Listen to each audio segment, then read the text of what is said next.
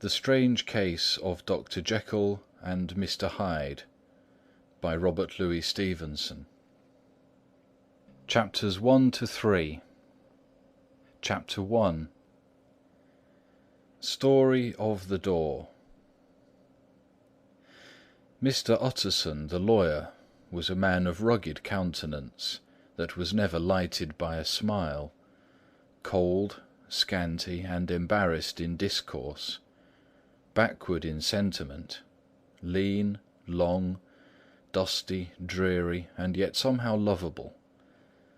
At friendly meetings, and when the wine was to his taste, something eminently human beaconed from his eye, something indeed which never found its way into his talk, but which spoke not only in the silent symbols of the after-dinner face, but more often and loudly in the acts of his life.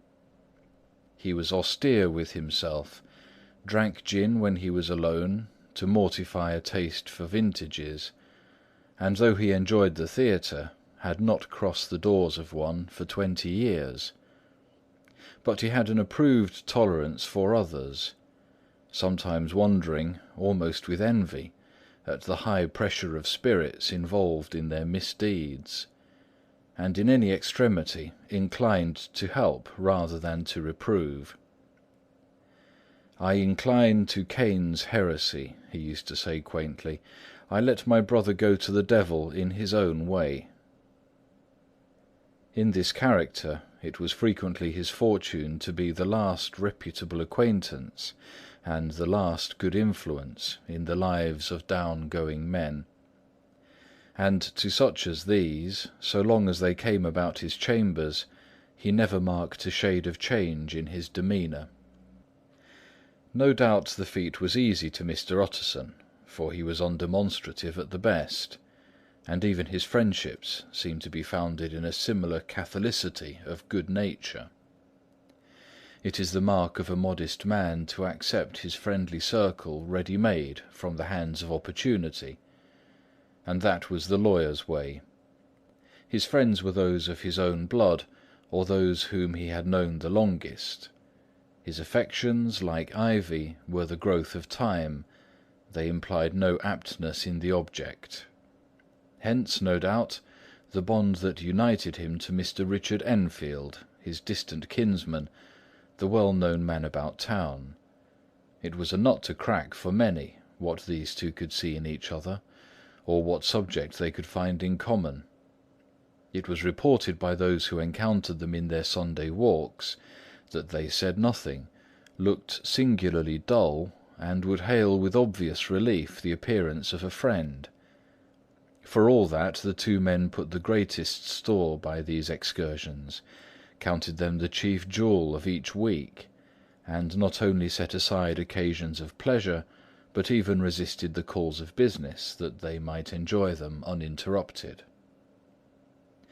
It chanced on one of these rambles that their way led them down a by-street in a busy quarter of London.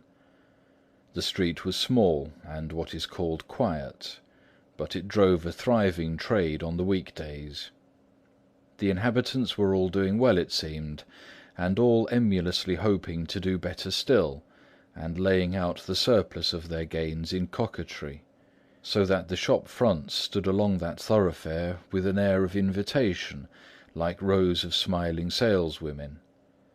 Even on Sunday, when it veiled its more florid charms and lay comparatively empty of passage, the street shone out in contrast to its dingy neighbourhood, like a fire in a forest, and with its freshly painted shutters, well-polished brasses, and general cleanliness and gaiety of note, instantly caught and pleased the eye of the passenger. 2 doors from one corner, on the left hand going east, the line was broken by the entry of a court, and just at that point a certain sinister block of building thrust forward its gable on the street. It was 2 stories high, showed no window, nothing but a door on the lower story, and a blind forehead of discoloured wall on the upper, and bore in every feature the marks of prolonged and sordid negligence. The door, which was equipped with neither bell nor knocker, was blistered and distained. Tramps slouched into the recess and struck matches on the panels. Children kept shop upon the steps. The schoolboy had tried his knife on the mouldings, and for close on a generation no one had appeared to drive away these random visitors or to repair their ravages. Mr. Enfield and the lawyer were on the other side of the by-street, but when they came abreast of the entry, the former lifted up his cane and pointed. "Did you ever remark that door?" he asked, and when his companion had replied in the affirmative, "It is connected in my mind," added he, "with a very odd story." "Indeed?" said Mr. Utterson, with a slight change of voice. "And what was that?" "Well, it was this way," returned Mr. Enfield. "I was coming home from some place at the end of the world, about 3 o'clock of a black winter morning, and my way lay through a part of town where there was literally nothing to be seen but lamps. Street after street, and all the folks asleep. Street after street, all lighted up as if for a procession, and all as empty as a church, till at last I got into that state of mind when a man listens and listens, and begins to long for the sight of a policeman. All at once I saw two figures, one a little man who was stumping along eastward at a good walk, and the other a girl of maybe 8 or 10, who was running as hard as she was able down a cross-street. Well, sir, the two ran into one another, naturally enough, at the corner, and then came the horrible part of the thing, for the man trampled calmly over the girl's body and left her screaming on the ground. It sounds nothing to hear, but it was hellish to see. It wasn't like a man, it was like some damned juggernaut. I gave a view hallo, took to my heels, collared my gentleman, and brought him back to where there was already quite a group about the screaming child. He was perfectly cool and made no resistance, but gave me one look so ugly that it brought out the sweat on me like running. The people who'd turned out were the girl's own family, and pretty soon the doctor, for whom she'd been sent, put in his appearance. Well, the child was not much the worse, more frightened, according to the sawbones, and there you might have supposed would be an end to it. But there was one curious circumstance. I had taken a loathing to my gentleman at first sight. So had the child's family, which was only natural. But the doctor's case was what struck me. He was the usual cut-and-dry apothecary, of no particular age and colour, with a strong Edinburgh accent, and about as emotional as a bagpipe. Well, sir, he was like the rest of us. Every time he looked at my prisoner, I saw that Sawbones turn sick and white with the desire to kill him. I knew what was in his mind, just as he knew what was in mine, and killing being out of the question, we did the next best. We told the man we could and would make such a scandal out of this as should make his name stink from one end of London to the other. If he had any friends or any credit, we undertook that he should lose them. And all the time, as we were pitching it in red hot, we were keeping the women off him as best we could, for they were as wild as harpies. I never saw a circle of such hateful faces.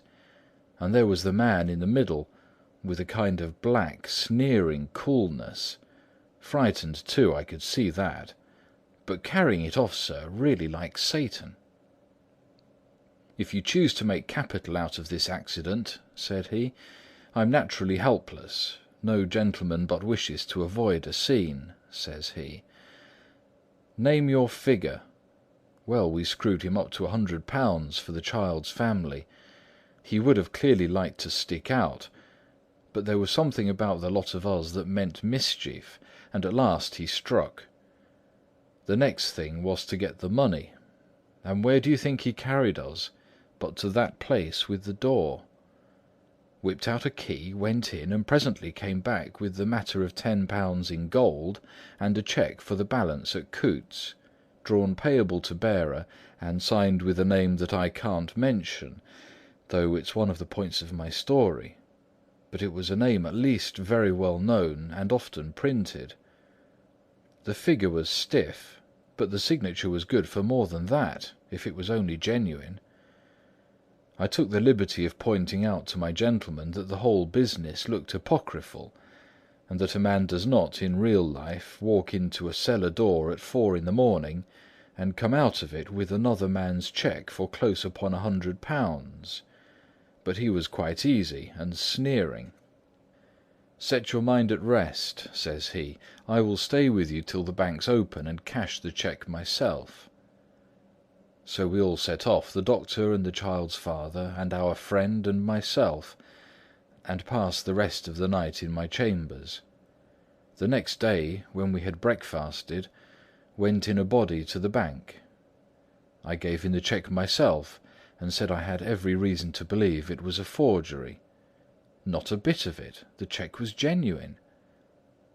"Tut, tut," said Mr. Utterson. "I see you feel as I do," said Mr. Enfield. "Yes, it's a bad story, for my man was a fellow that nobody could have to do with, a really damnable man. And the person that drew the cheque is the very pink of the proprieties, celebrated too, and, what makes it worse, one of your fellows who do what they call good. Blackmail, I suppose. An honest man paying through the nose for some of the capers of his youth. Blackmail House is what I call that place with the door, in consequence. Though even that, you know, is far from explaining all," he added, and with the words fell into a vein of musing. From this he was recalled by Mr. Utterson asking rather suddenly, "And you don't know if the drawer of the cheque lives there?" "A likely place, isn't it?" returned Mr. Enfield. "But I happen to have noticed his address. He lives in some square or other." "And you never asked about the place with the door?" said Mr. Utterson. "No, sir, I had a delicacy," was the reply. "I feel very strongly about putting questions. It partakes too much of the style of the Day of Judgment. You start a question, and it's like starting a stone. You sit quietly on the top of a hill, and away the stone goes, starting others, and presently some bland old bird, the last you would have thought of, is knocked on the head in his own back garden, and the family have to change their name. No, sir, I make it a rule of mine, the more it looks like Queer Street, the less I ask." "A very good rule, too," said the lawyer. "But I have studied the place for myself," continued Mr. Enfield. "It seems scarcely a house.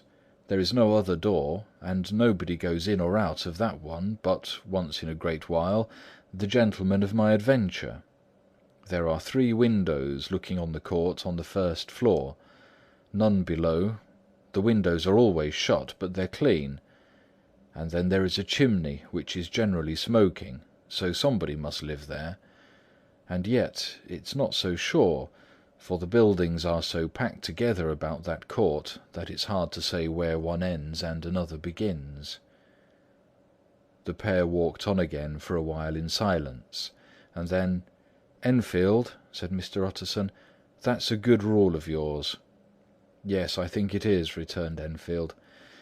"And for all of that," continued the lawyer, "there's one point I want to ask. I want to ask the name of that man who walked over the child." "Well," said Mr. Enfield, "I can't see what harm it would do.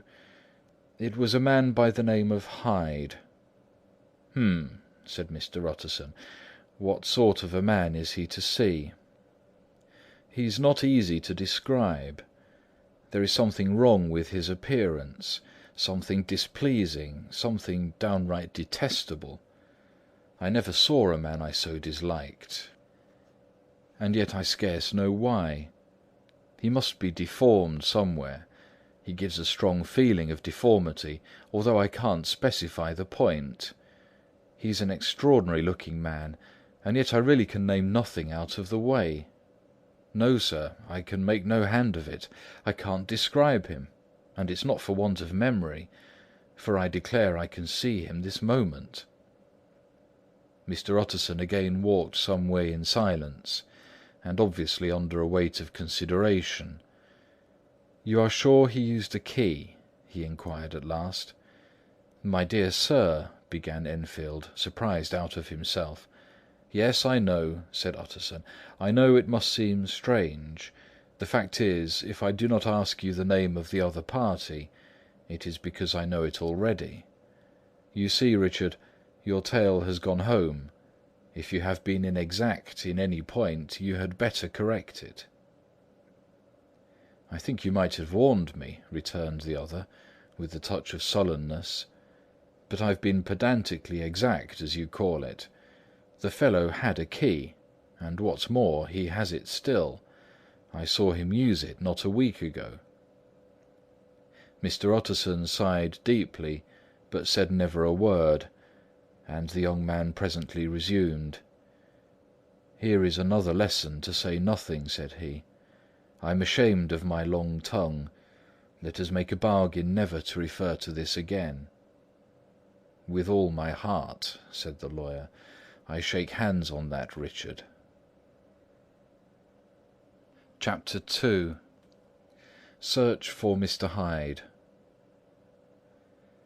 That evening, Mr. Utterson came home to his bachelor house in sombre spirits, and sat down to dinner without relish. It was his custom of a Sunday, when his meal was over, to sit close by the fire, a volume of some dry divinity on his reading desk, until the clock of the neighbouring church rang out the hour of 12, when he would go soberly and gratefully to bed. On this night, however, as soon as the cloth was taken away, he took up a candle and went into his business room. There he opened his safe, took from the most private part of it a document endorsed on the envelope as Dr. Jekyll's will, and sat down with a clouded brow to study its contents. The will was holograph, for Mr. Utterson, though he took charge of it now that it was made, had refused to lend the least assistance in the making of it. It provided not only that, in the case of the decease of Henry Jekyll, M.D., D.C.L., L.L.D., F.R.S., etc., all his possessions were to pass into the hands of his friend and benefactor, Edward Hyde, but that in case of Dr. Jekyll's disappearance or unexplained absence for any period exceeding 3 calendar months, the said Edward Hyde should step into the said Henry Jekyll's shoes, without further delay, and free from any burden or obligation, beyond the payment of a few small sums to the members of the doctor's household. This document had long been the lawyer's eyesore. It offended him, both as a lawyer and as a lover of the sane and customary sides of life, to whom the fanciful was the immodest. And hitherto it was his ignorance of Mr. Hyde that had swelled his indignation. Now, by a sudden turn, it was his knowledge. It was already bad enough when the name was but a name of which he could learn no more.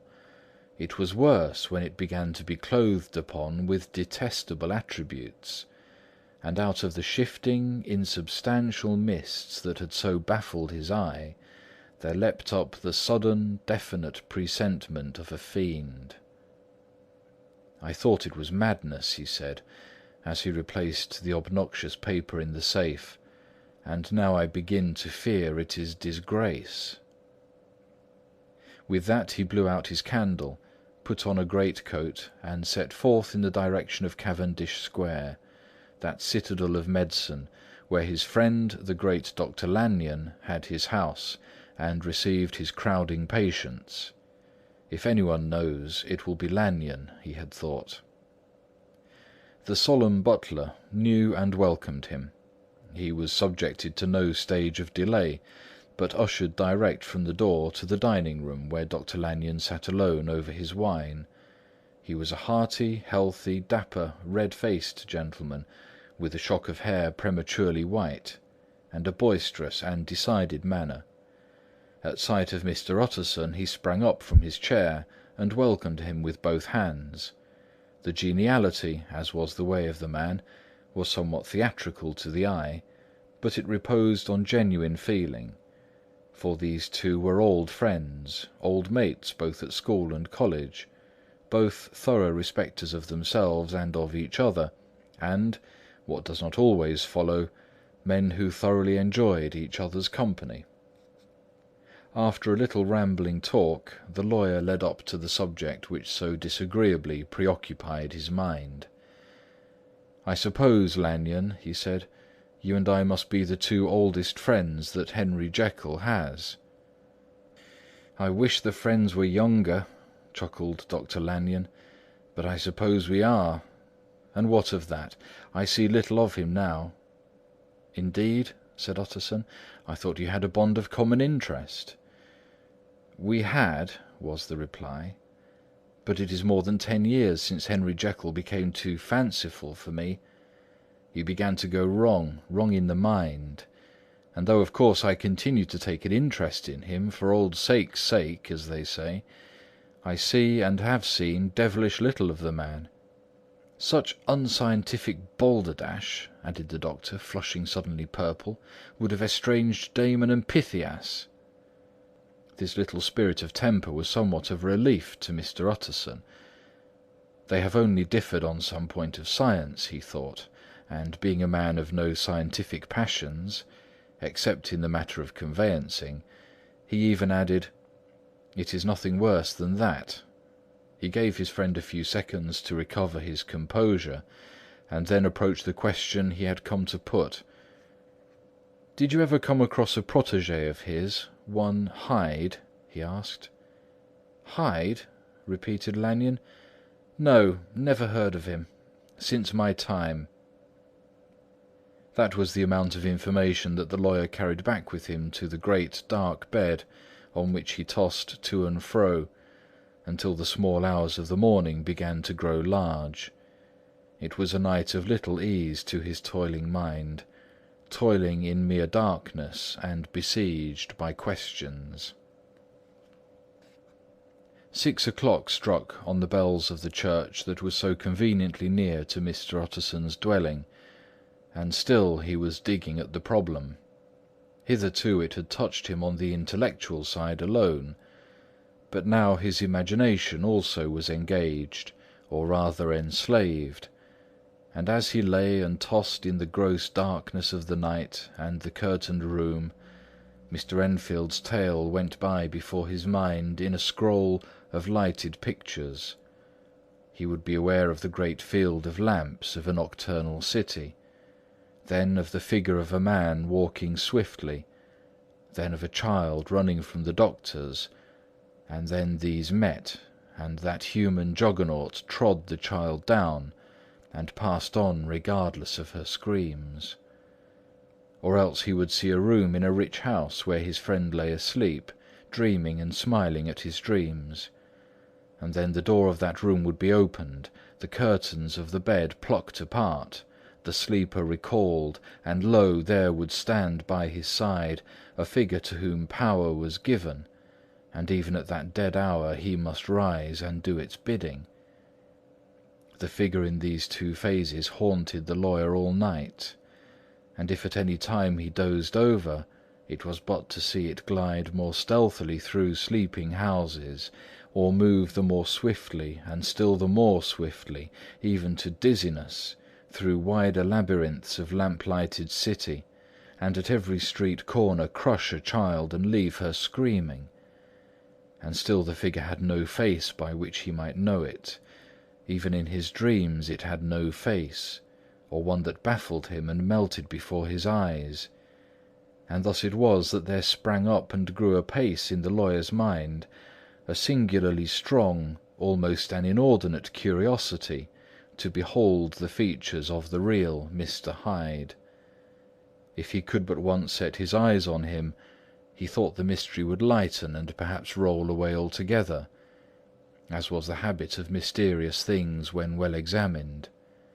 He might see a reason for his friend's strange preference or bondage, call it which you please, and even for the startling clauses of the will, and at least it would be a face worth seeing, the face of a man who was without bowels of mercy, a face which had but to show itself to raise up in the mind of the unimpressionable Enfield a spirit of enduring hatred. From that time forward, Mr. Utterson began to haunt the door in the by-street of shops. In the morning before office hours, at noon when business was plenty and time scarce, at night under the face of the fogged city moon, by all lights and at all hours of solitude or concourse, the lawyer was to be found on his chosen post. If he be Mr. Hyde, he had thought, I shall be Mr. Seek. And at last his patience was rewarded. It was a fine dry night, frost in the air, the streets as clean as a ballroom floor, the lamps unshaken by any wind, drawing a regular pattern of light and shadow. By 10 o'clock, when the shops were closed, the by-street was very solitary, and, in spite of the low growl of London from all around, very silent. Small sounds carried far. Domestic sounds out of the houses were clearly audible on either side of the roadway, and the rumour of the approach of any passenger preceded him by a long time. Mr. Utterson had been some minutes at his post, when he was aware of an odd, light footstep drawing near. In the course of his nightly patrols, he had long grown accustomed to the quaint effect with which the footfalls of a single person, while he is still a great way off, suddenly spring out distinct from the vast hum and clatter of the city. Yet his attention had never before been so sharply and decisively arrested, and it was with a strong superstitious prevision of success that he withdrew into the entry of the court. The steps drew swiftly nearer, and swelled out suddenly louder as they turned the end of the street. The lawyer, looking forth from the entry, could soon see what manner of man he had to deal with. He was small and very plainly dressed, and the look of him, even at that distance, went somehow strongly against the watcher's inclination. But he made straight for the door, crossing the roadway to save time, and as he came he drew a key from his pocket like one approaching home. Mr. Utterson stepped out and touched him on the shoulder as he passed. "Mr. Hyde, I think." Mr. Hyde shrank back with a hissing intake of the breath, but his fear was only momentary, and though he did not look the lawyer in the face, he answered coolly enough, "That is my name. What do you want?" "I see you are going in," returned the lawyer. "I am an old friend of Dr. Jekyll's, Mr. Utterson of Gaunt Street. You must have heard my name, and meeting you so conveniently, I thought you might admit me." "You will not find Dr. Jekyll. He is from home," replied Mr. Hyde, blowing in the key. And then suddenly, but still without looking up, "How do you know me?" he asked. "On your side," said Mr. Utterson, "will you do me a favour?" "With pleasure," replied the other. "What shall it be?" "Will you let me see your face?" said the lawyer. Mr. Hyde appeared to hesitate, and then, as if upon some sudden reflection, fronted about with an air of defiance, and the pair stared at each other pretty fixedly for a few seconds. "Now I shall know you again," said Mr. Utterson. "It may be useful." "Yes," returned Mr. Hyde. "It is as well we have met, and apropos, you should have my address."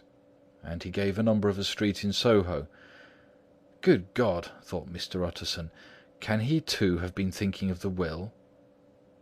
But he kept his feelings to himself, and only grunted in acknowledgment of the address. "And now," said the other, "how do you know me?" "By description," was the reply. "Whose description?" "We have common friends," said Mr. Utterson. "Common friends," uttered Mr. Hyde a little hoarsely. "Who are they?" Jekyll, for instance," said the lawyer. "He never told you!" cried Mr. Hyde, with a flush of anger. "I did not think you would have lied." "Come," said Mr. Utterson, "that is not fitting language." The other snarled aloud with a savage laugh, and the next moment, with extraordinary quickness, he had unlocked the door and disappeared into the house. The lawyer stood a while when Mr. Hyde had left him, the picture of disquietude. Then he began slowly to mount the street, pausing every step or two, and putting his hand to his brow like a man in mental perplexity.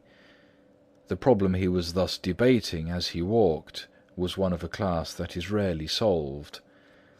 Mr. Hyde was pale and dwarfish.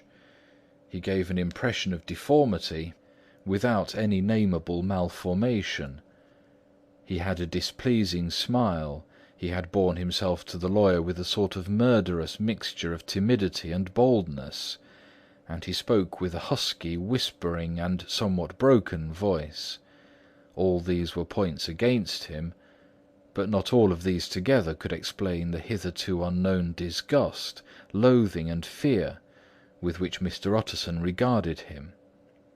"There must be something else," said the perplexed gentleman. "There is something more, if I could find a name for it. God bless me, the man seems hardly human. Something troglodytic, shall we say? Or can it be the old story of Dr. Fell? Or is it the mere radiance of a foul soul that thus transpires through and transfigures its clay continent? The last, I think. For oh, my poor old Harry Jekyll, if ever I read Satan's signature upon a face, it is on that of your new friend." Round the corner from the by-street there was a square of ancient handsome houses, now for the most part decayed from their high estate, and let in flats and chambers to all sorts and conditions of men: map-engravers, architects, shady lawyers, and the agents of obscure enterprises.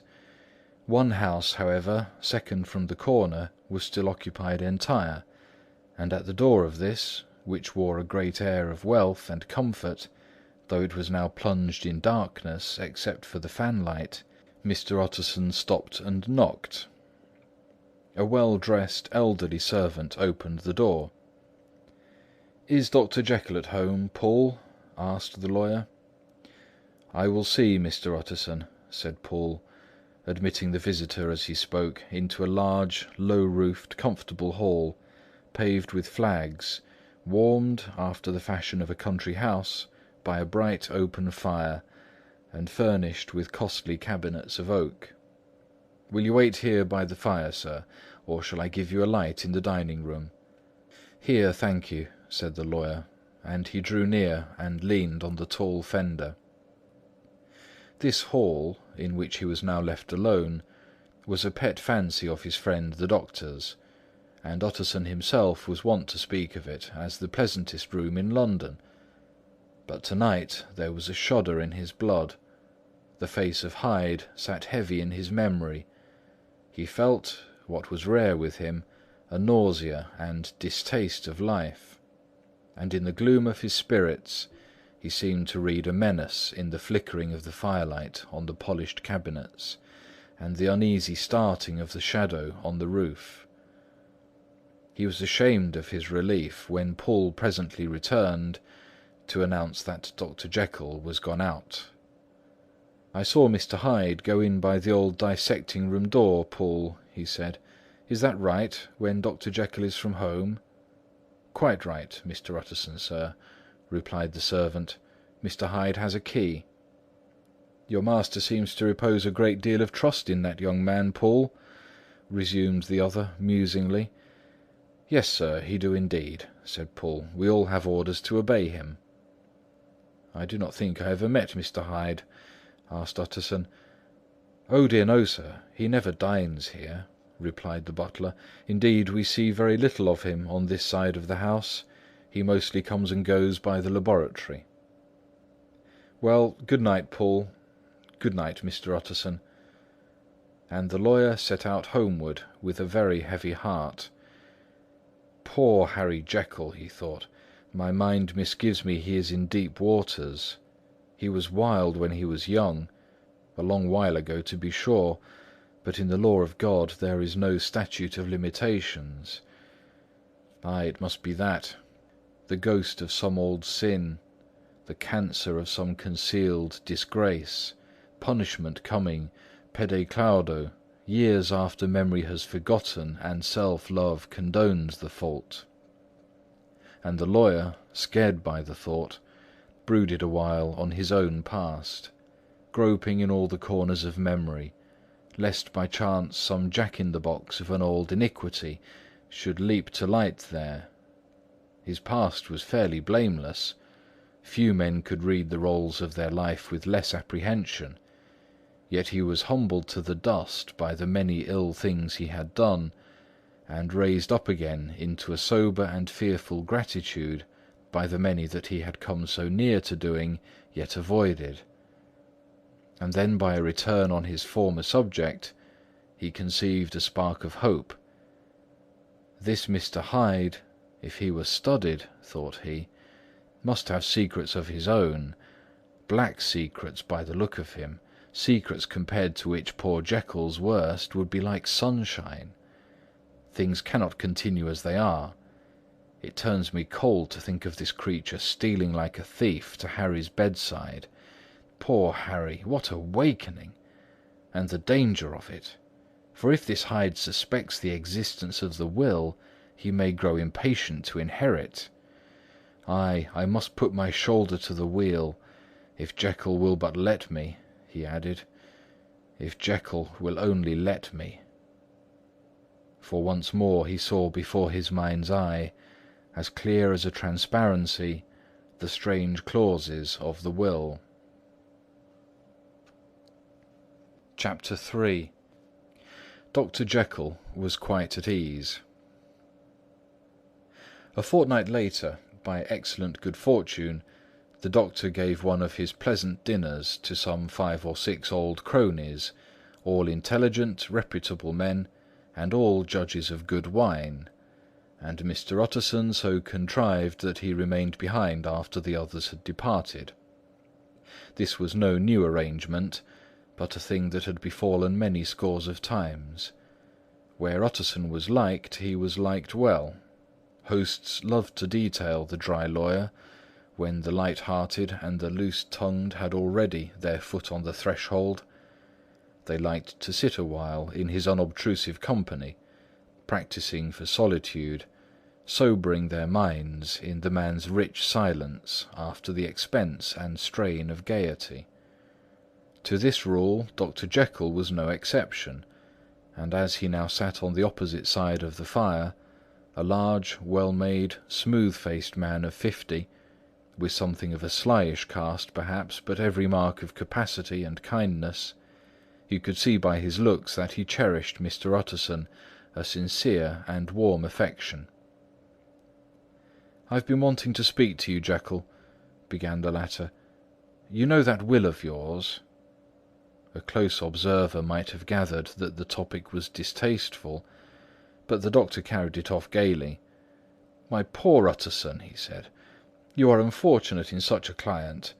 I never saw a man so distressed as you were by my will, unless it were that hide-bound pedant Lanyon at what he called my scientific heresies. Oh, I know he's a good fellow, you needn't frown, an excellent fellow, and I always mean to see more of him. But a hide-bound pedant for all that, an ignorant, blatant pedant. I was never more disappointed in any man than Lanyon." "You know I never approved of it," pursued Utterson, ruthlessly disregarding the fresh topic. "My will? Yes, certainly, I know that," said the doctor, a trifle sharply. "You told me so." "Well, I tell you so again," continued the lawyer. "I have been learning something of young Hyde." The large, handsome face of Dr. Jekyll grew pale to the very lips, and there came a blackness about his eyes. "I do not care to hear more," said he. "This is a matter I thought we had agreed to stop." "What I heard was abominable," said Utterson. "It can make no change. You do not understand my position," returned the doctor, with a certain incoherency of manner. "I'm painfully situated, Utterson. My position is a very strange one. It is one of those affairs that cannot be mended by talking." "Jekyll," said Utterson, "you know me. I'm a man to be trusted.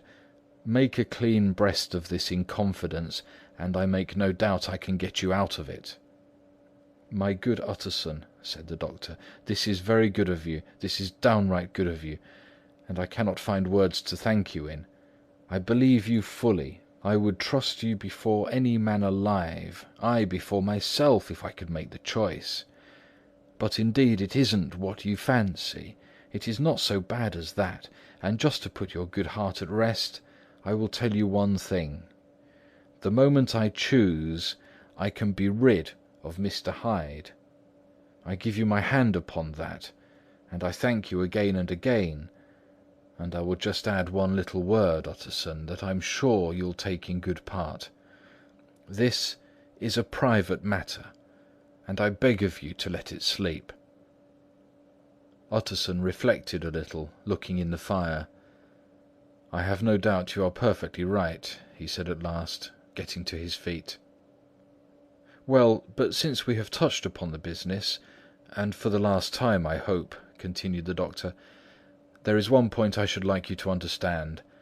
I have really a very great interest in poor Hyde. I know you have seen him. He told me so, and I fear he was rude. But I do sincerely take a very great interest in that young man. And if I am taken away, Utterson, I wish you to promise me that you will bear with him and get his rights for him. I think you would, if you knew all, and it would be a weight off my mind if you would promise." "I can't promise that I shall ever like him," said the lawyer. "I don't ask that," pleaded Jekyll, laying his hand upon the other's arm. "I ask only for justice. I only ask you to help him for my sake, when I am no longer here." Utterson heaved an irrepressible sigh. "Well," he said, "I promise." The end of chapter 3.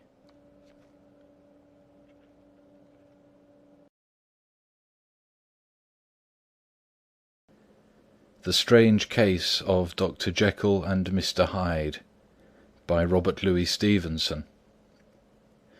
Chapters 4 to 7. Chapter 4. The Karoo Murder Case. Nearly a year later, in the month of October 18-something, London was startled by a crime of singular ferocity, and rendered all the more notable by the high position of the victim. The details were few and startling. A maidservant living alone in a house not far from the river had gone upstairs to bed about 11.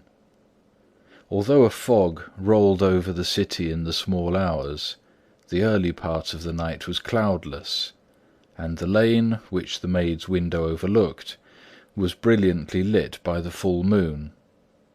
It seems she was romantically given, for she sat down upon her box, which stood immediately under the window, and fell into a dream of musing. Never, she used to say with streaming tears, when she narrated the experience, never had she felt more at peace with all men, or thought more kindly of the world.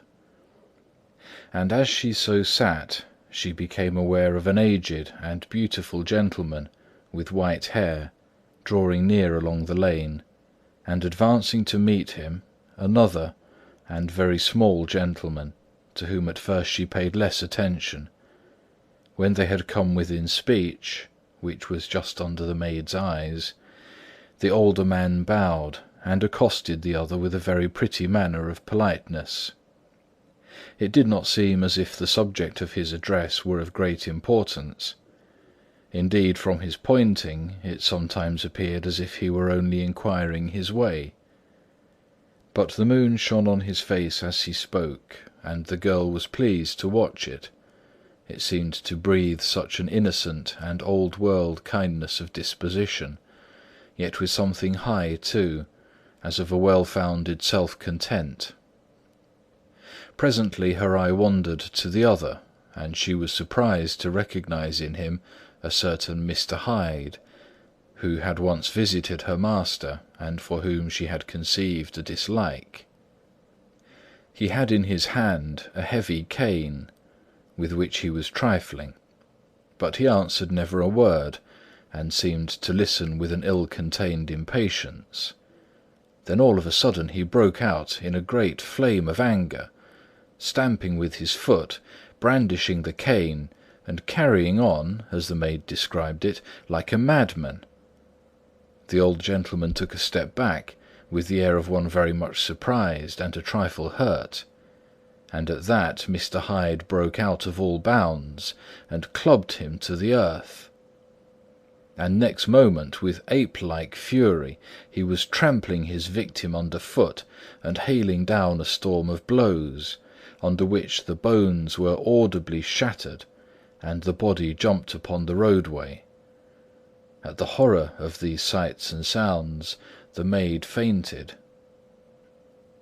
It was 2:00 when she came to herself and called for the police. The murderer was gone long ago, but there lay his victim in the middle of the lane, incredibly mangled. The stick with which the deed had been done, although it was of some rare and very tough and heavy wood, had broken in the middle under the stress of this insensate cruelty, and one splintered half had rolled in the neighbouring gutter. The other, without doubt, had been carried away by the murderer. A purse and a gold watch were found upon the victim, but no cards or papers, except a sealed and stamped envelope, which he had been probably carrying to the post, and which bore the name and address of Mr. Utterson. This was brought to the lawyer the next morning, before he was out of bed, and he had no sooner seen it and been told the circumstances than he shot out a solemn lip. "I shall say nothing till I have seen the body," said he. "This may be very serious. Have the kindness to wait while I dress." And with the same grave countenance he hurried through his breakfast and drove to the police station, whither the body had been carried. As soon as he came into the cell, he nodded. "Yes," said he, "I recognise him. I am sorry to say that this is Sir Danvers Karoo." "Good God, sir!" exclaimed the officer. "Is it possible?" And the next moment his eye lighted up with professional ambition. "This will make a deal of noise," he said, "and perhaps you can help us to the man." And he briefly narrated what the maid had seen, and showed the broken stick. Mr. Utterson had already quailed at the name of Hyde, but when the stick was laid before him, he could doubt no longer. Broken and battered as it was, he recognised it for one that he had himself presented many years before to Henry Jekyll. "Is this Mr. Hyde a person of small stature?" he inquired. "Particularly small and particularly wicked-looking is what the maid calls him," said the officer. Mr. Utterson reflected, and then, raising his head, "If you will come with me in my cab," he said, "I think I can take you to his house." It was by this time about 9 in the morning, and the first fog of the season. A great chocolate-coloured pall lowered over heaven, but the wind was continually charging and routing these embattled vapours, so that as the cab crawled from street to street, Mr. Utterson beheld a marvellous number of degrees and hues of twilight. For here it would be dark like the back end of evening, and there would be a glow of a rich, lurid brown, like the light of some strange conflagration, and here, for a moment, the fog would be quite broken up, and a haggard shaft of daylight would glance in between the swirling wreaths.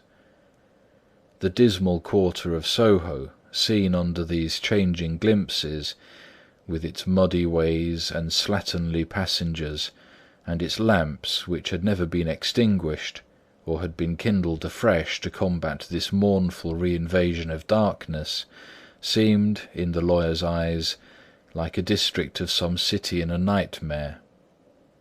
The thoughts of his mind, besides, were of the gloomiest dye, and when he glanced at the companion of his drive, he was conscious of some touch of that terror of the law and the law's officers which may at times assail the most honest. As the cab drew up before the address indicated, the fog lifted a little and showed him a dingy street, a gin palace, a low French eating-house, a shop for the retail of penny numbers and twopenny salads, many ragged children huddled in the doorways, and many women of many different nationalities passing out key in hand to have a morning glass.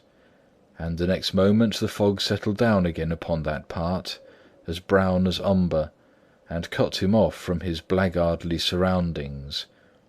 This was the home of Henry Jekyll's favourite, of a man who was heir to 250,000 sterling.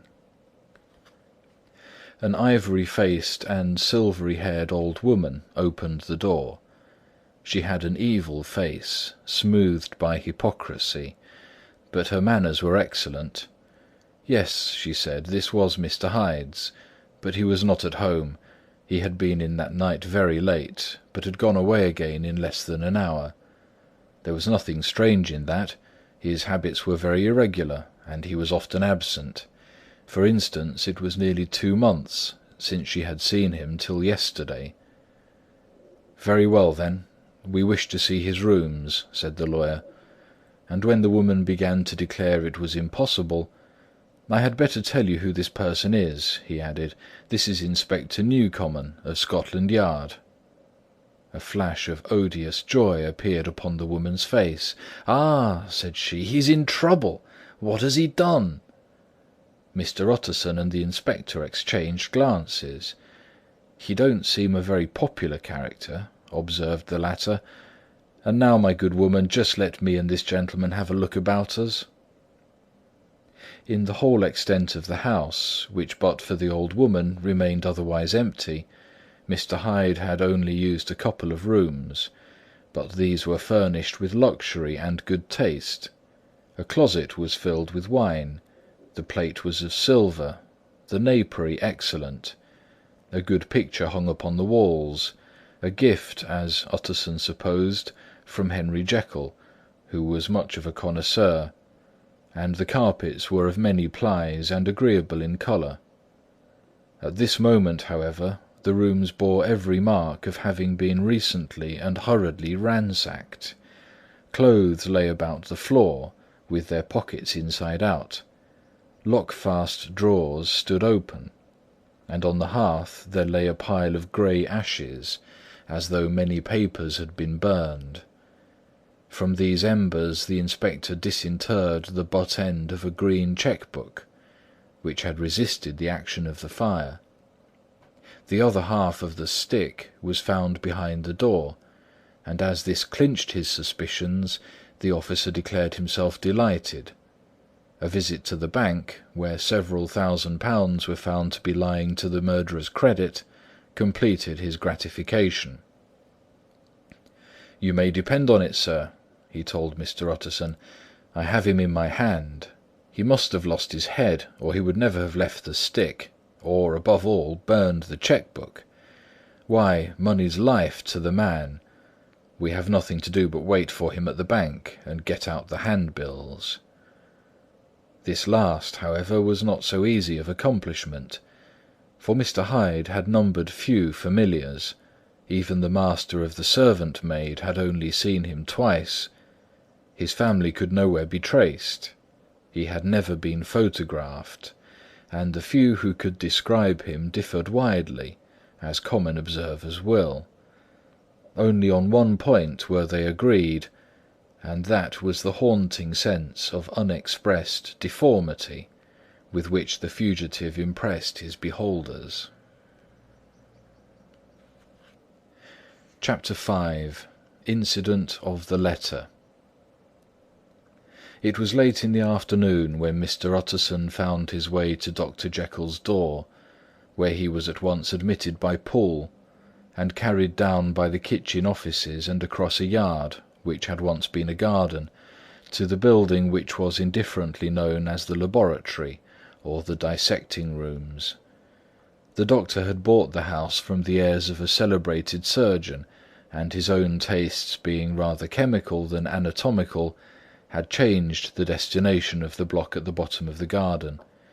It was the first time that the lawyer had been received in that part of his friend's quarters, and he eyed the dingy windowless structure with curiosity, and gazed round with a distasteful sense of strangeness, as he crossed the theatre, once crowded with eager students and now lying gaunt and silent, the tables laden with chemical apparatus, the floor strewn with crates and littered with packing straw, and the light falling dimly through the foggy cupola. At the further end, a flight of stairs mounted to a door covered with red baize, and through this Mr. Utterson was at last received into the doctor's cabinet. It was a large room, fitted round with glass presses, furnished, among other things, with a cheval-glass and a business table, and looking out upon the court by 3 dusty windows barred with iron. The fire burned in the grate, a lamp was set lighted on the chimney shelf, for even in the houses the fog began to lie thickly, and there, close up to the warmth, sat Dr. Jekyll, looking deadly sick. He did not rise to meet his visitor, but held out a cold hand and bade him welcome in a changed voice. "And now," said Mr. Utterson, as soon as Poole had left them, "you have heard the news?" The doctor shuddered. "They were crying it in the square," he said. "I heard them in my dining-room." "One word," said the lawyer. "Karoo was my client, but so are you, and I want to know what I am doing. You have not been mad enough to hide this fellow?" "Utterson, I swear to God," cried the doctor, "I swear to God, I will never set eyes on him again. I bind my honour to you that I am done with him in this world. It is all at an end. And indeed he does not want my help. You do not know him as I do. He is safe, he is quite safe. Mark my words, he will never more be heard of." The lawyer listened gloomily. He did not like his friend's feverish manner. "You seem pretty sure of him," he said, "and for your sake I hope you may be right. If it came to a trial, your name might appear." "I am quite sure of him," replied Jekyll. "I have grounds for certainty that I cannot share with anyone. But there is one thing of which you may advise me. I have received a letter, and I am at a loss whether I should show it to the police. I should like to leave it in your hands, Utterson. You would judge wisely, I am sure. I have so great a trust in you." "You fear, I suppose, that it might lead to his detection?" asked the lawyer. "No," said the other. "I cannot say that I care what becomes of Hyde. I am quite done with him. I was thinking of my own character, which this hateful business has rather exposed." Utterson ruminated a while. He was surprised at his friend's selfishness, and yet relieved by it. "Well," said he at last, "let me see the letter." The letter was written in an old upright hand, and signed Edward Hyde, and it signified, briefly enough, that the writer's benefactor, Dr. Jekyll, whom he had long so unworthily repaid for 1,000 generosities, need labour under no alarm for his safety, as he had means of escape on which he placed a sure dependence. The lawyer liked this letter well enough. It put a better colour on the intimacy than he had looked for, and he blamed himself for some of his past suspicions. "Have you the envelope?" he asked. "I burned it," replied Jekyll, "before I thought what I was about, but it bore no postmark. The note was handed in." "Shall I keep this and sleep upon it?" asked Utterson. "I wish you to judge for me entirely," was the reply. "I have lost confidence in myself." "Well, I shall consider," returned the lawyer. "And now one word more. It was Hyde who dictated the terms in your will about that disappearance?" The doctor seemed seized with a qualm of faintness. He shut his mouth tight and nodded. "I knew it," said Utterson. "He meant to murder you. You have had a fine escape." "I have had what is far more to the purpose," returned the doctor solemnly. "I have had a lesson. O God, Utterson, what a lesson I have had!" And he covered his face for a moment with his hands. On his way out, the lawyer stopped and had a word or two with Poole. "By the by," said he, "there was a letter handed in to-day. What was the messenger like?" But Poole was positive nothing had come except by post, and only circulars by that, he added. This news sent off the visitor with his fears renewed. Plainly the letter had come by the laboratory door. Possibly, indeed, it had been written in the cabinet, and if that were so, it must be differently judged, and handled with the more caution. The newsboys, as he went, were crying themselves hoarse along the footways. "Special edition! Shocking murder of an MP!" That was the funeral oration of one friend and client, and he could not help a certain apprehension lest the good name of another should be sucked down in the eddy of the scandal. It was, at least, a ticklish decision that he had to make, and self-reliant as he was by habit, he began to cherish a longing for advice. It was not to be had directly, but perhaps, he thought, it might be fished for.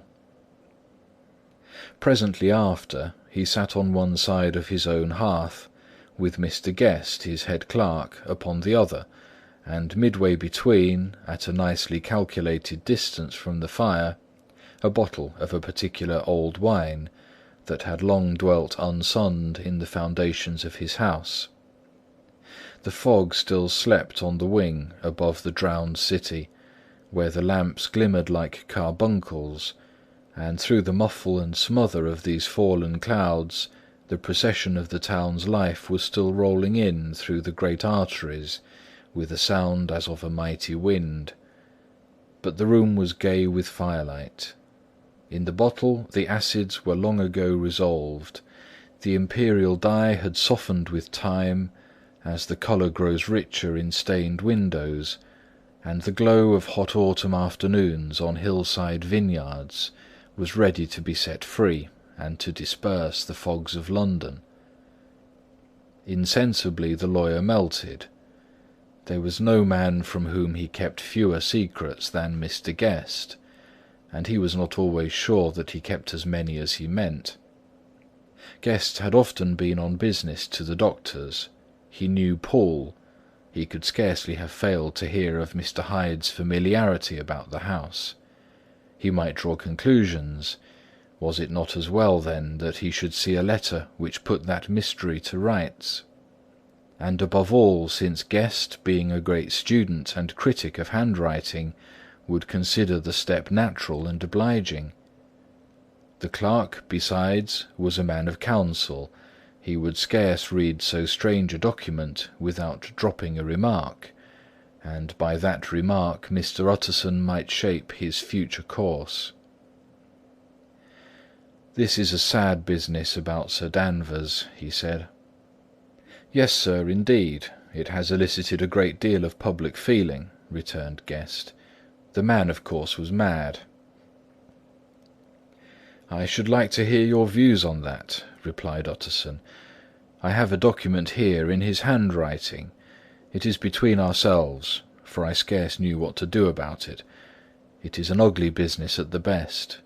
But there it is, quite in your way, a murderer's autograph." Guest's eyes brightened, and he sat down at once and studied it with passion. "No, sir," he said, "not mad. But it is an odd hand." "And by all accounts a very odd writer," added the lawyer. Just then the servant entered with a note. "Is that from Dr. Jekyll, sir?" inquired the clerk. "I thought I knew the writing. Anything private, Mr. Utterson?" "Only an invitation to dinner. Why, do you want to see it?" "One moment. I thank you, sir." And the clerk laid the 2 sheets of paper alongside, and sedulously compared their contents. "Thank you, sir," he said at last, returning both. "It's a very interesting autograph." There was a pause, during which Mr. Utterson struggled with himself. "Why did you compare them, guest?" he inquired suddenly. "Well, sir," returned the clerk, "there's a rather singular resemblance. The 2 hands are in many points identical, only differently sloped." "Rather quaint," said Utterson. "It is, as you say, rather quaint," returned Guest. "I wouldn't speak of this note, you know," said the master. "No, sir," said the clerk, "I understand."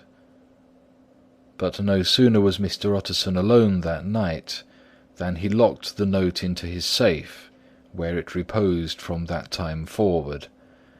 "What," he thought, "Henry Jekyll forge for a murderer!" And his blood ran cold in his veins. Chapter 6. Remarkable Incident of Dr. Lanyon. Time ran on. Thousands of pounds were offered in reward, for the death of Sir Danvers was resented as a public injury. But Mr. Hyde had disappeared out of the ken of the police as though he had never existed. Much of his past was unearthed, indeed, and all disreputable.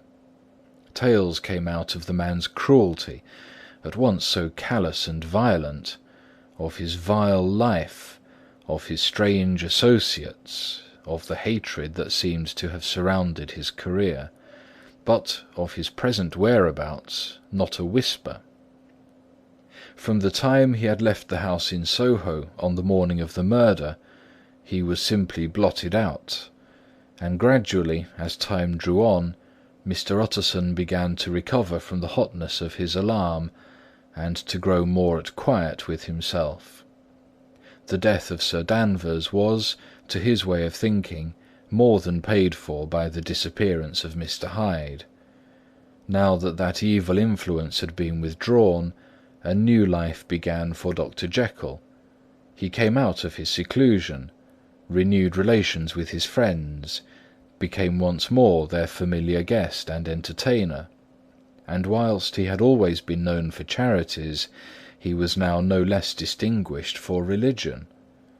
He was busy, he was much in the open air, he did good, his face seemed to open and brighten, as if with an inward consciousness of service, and for more than 2 months the doctor was at peace. On the 8th of January, Utterson had dined at the doctor's with a small party. Lanyon had been there, and the face of the host had looked from one to the other, as in the old days when the trio were inseparable friends. On the 12th, and again on the 14th, the door was shut against the lawyer. The doctor was confined to the house, Paul said, and saw no one. On the 15th he tried again, and was again refused, and having now been used for the last 2 months to see his friend almost daily, he found this return of solitude to weigh upon his spirits. The 5th night he had in Guest to dine with him, and the 6th he betook himself to Dr. Lanyon's. There at least he was not denied admittance, but when he came in he was shocked at the change which had taken place in the doctor's appearance. He had his death warrant written legibly upon his face.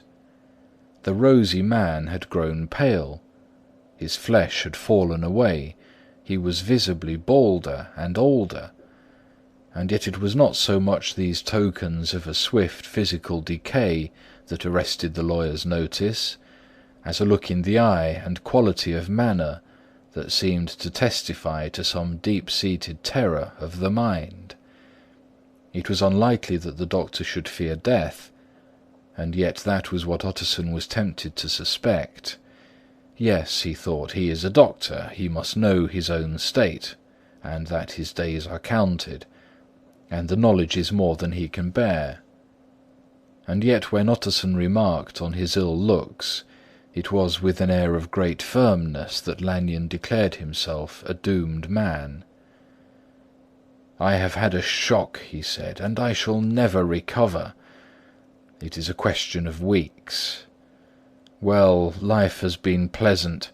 I liked it. Yes, sir, I used to like it. I sometimes think if we knew all, we should be more glad to get away."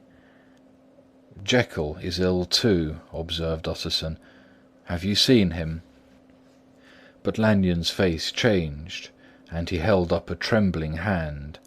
"I wish to see or hear no more of Dr. Jekyll," he said in a loud, unsteady voice. "I am quite done with that person, and I beg that you will spare me any allusion to one whom I regard as dead." "Tut, tut," said Mr. Utterson, and then after a considerable pause, "Can't I do anything?" he inquired. "We are three very old friends, Lanyon. We shall not live to make others." "Nothing can be done," returned Lanyon. "Ask himself." "He will not see me," said the doctor. "I'm not surprised at that," was the reply. "Some day, Utterson, after I am dead, you may perhaps come to learn the right and wrong of this. I cannot tell you. And in the meantime, if you can sit and talk with me of other things, for God's sake stay and do so. But if you cannot keep clear of this accursed topic, then, in God's name, go, for I cannot bear it."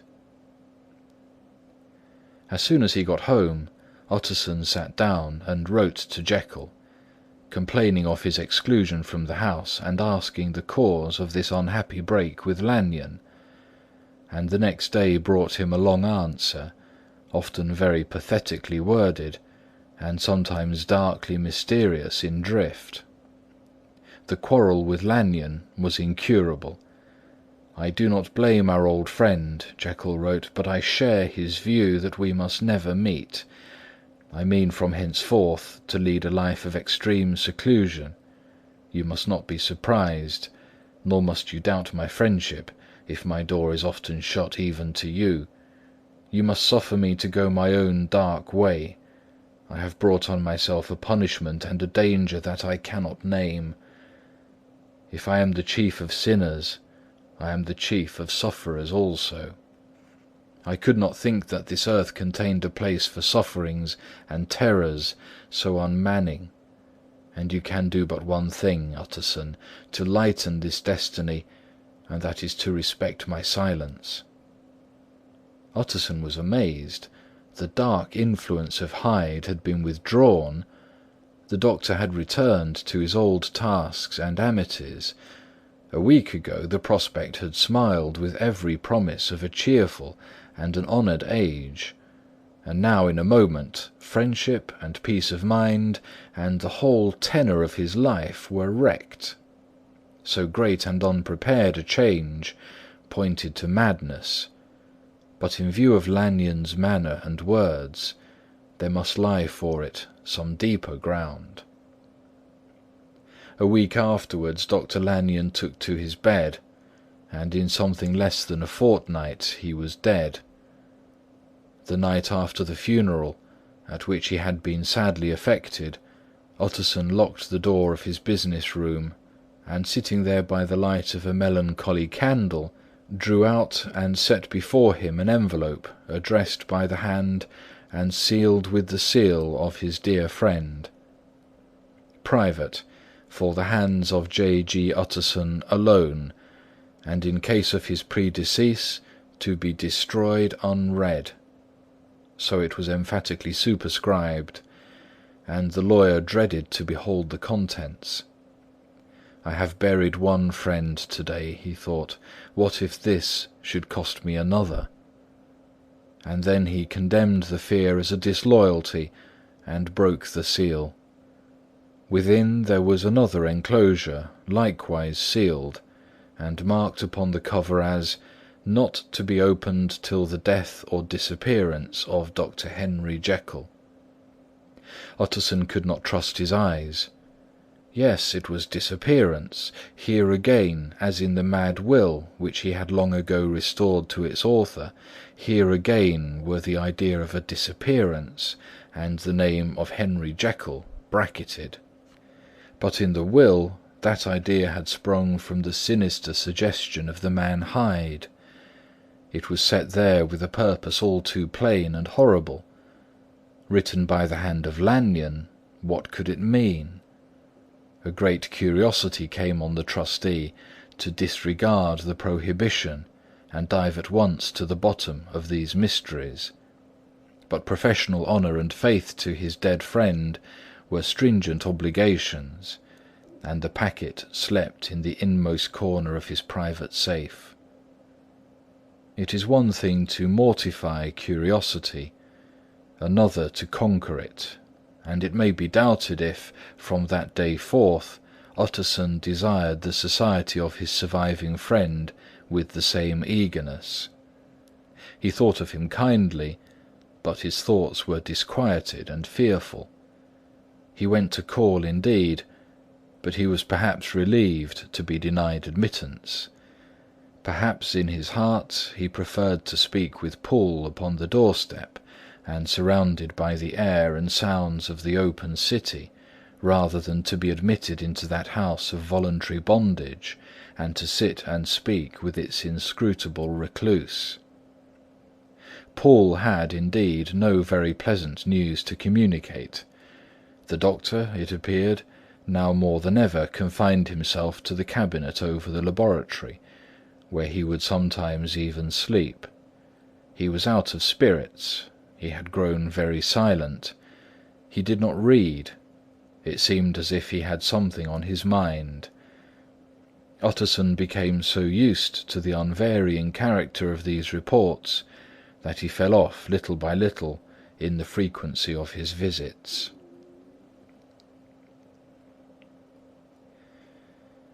Chapter 7. Incident at the Window. It chanced on Sunday, when Mr. Utterson was on his usual walk with Mr. Enfield, that their way lay once again through the by-street, and that when they came in front of the door, both stopped to gaze at it. "Well," said Enfield, "that story's at an end at least. We shall never see more of Mr. Hyde." "I hope not," said Utterson. "Did I ever tell you that I once saw him, and shared your feeling of repulsion?" "It was impossible to do the one without the other," returned Enfield. "And by the way, what an ass you must have thought me, not to know that this was a back way to Dr. Jekyll's. It was partly your own fault that I found out, even when I did." "So you found it out, did you?" said Utterson. "But if that be so, we may step into the court and take a look at the windows. To tell you the truth, I am uneasy about poor Jekyll, and even outside I feel as if the presence of a friend might do him good." The court was very cool and a little damp, and full of premature twilight, although the sky, high up overhead, was still bright with sunset. The middle one of the three windows was halfway open, and sitting close beside it, taking the air with an infinite sadness of mien, like some disconsolate prisoner, Utterson saw Dr. Jekyll. "What, Jekyll!" he cried. "I trust you are better?" "I am very low, Utterson," replied the doctor drearily. "Very low. It will not last long, thank God." "You stay too much indoors," said the lawyer. "You should be out, whipping up the circulation like Mr. Enfield and me. This is my cousin, Mr. Enfield, Dr. Jekyll. Come now, get your hat and take a quick turn with us." "You are very good," sighed the other. "I should like to very much, but no, it is quite impossible. I dare not. But indeed, Utterson, I am very glad to see you. This is really a great pleasure. I would ask you and Mr. Enfield up, but the place is really not fit." "Why, then," said the lawyer, good-naturedly, "the best thing we can do is to stay down here and speak with you from where we are." "That is just what I was about to venture to propose," returned the doctor with a smile; but the words were hardly uttered before the smile was struck out of his face, and succeeded by an expression of such abject terror and despair as froze the very blood of the two gentlemen below. They saw it but for a glimpse, for the window was instantly thrust down; but that glimpse had been sufficient, and they turned and left the court without a word. In silence too they traversed the by-street, and it was not until they had come into a neighbouring thoroughfare, where even upon a Sunday there were still some stirrings of life, that Mr. Utterson at last turned and looked at his companion. They were both pale, and there was an answering horror in their eyes. "God forgive us! God forgive us!" said Mr. Utterson. But Mr. Enfield only nodded his head very seriously, and walked on once more in silence. End of chapter 7.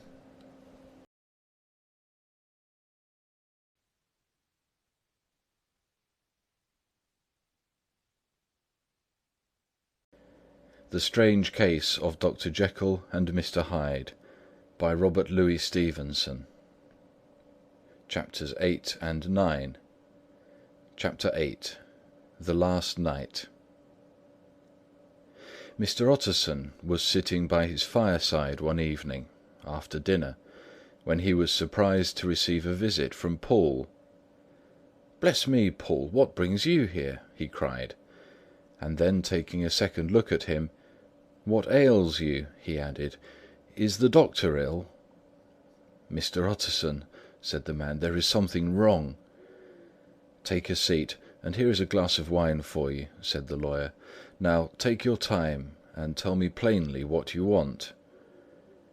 "You know the doctor's ways, sir," replied Poole, "and how he shuts himself up. Well, he's shut up again in the cabinet, and I don't like it, sir. I wish I may die if I like it. Mr. Utterson, sir, I'm afraid." "Now, my good man," said the lawyer, "be explicit. What are you afraid of?" "I've been afraid for about a week," returned Poole, doggedly disregarding the question, "and I can bear it no more." The man's appearance amply bore out his words. His manner was altered for the worse, and except for the moment when he had first announced his terror, he had not once looked the lawyer in the face. Even now he sat with the glass of wine untasted on his knee, and his eyes directed to a corner of the floor.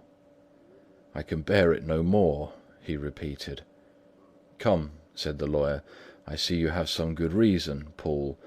I see there is something seriously amiss. Try to tell me what it is." "I think there's been foul play," said Poole hoarsely. "Foul play!" cried the lawyer, a good deal frightened and rather inclined to be irritated in consequence. "What foul play? What does the man mean?" "I daren't say, sir," was the answer. "But will you come along with me and see for yourself?" Mr. Utterson's only answer was to rise and get his hat and greatcoat, but he observed with wonder the greatness of the relief that appeared upon the butler's face, and perhaps with no less that the wine was still untasted when he set it down to follow.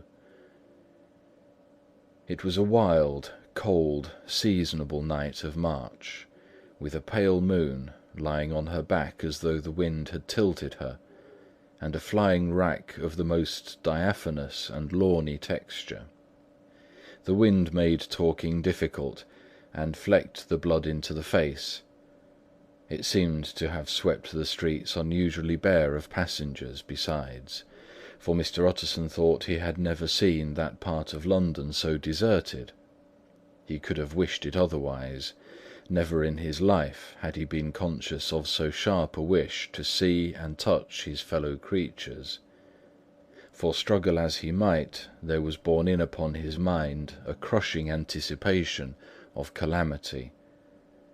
The square, when they got there, was all full of wind and dust, and the thin trees in the garden were lashing themselves against the railing.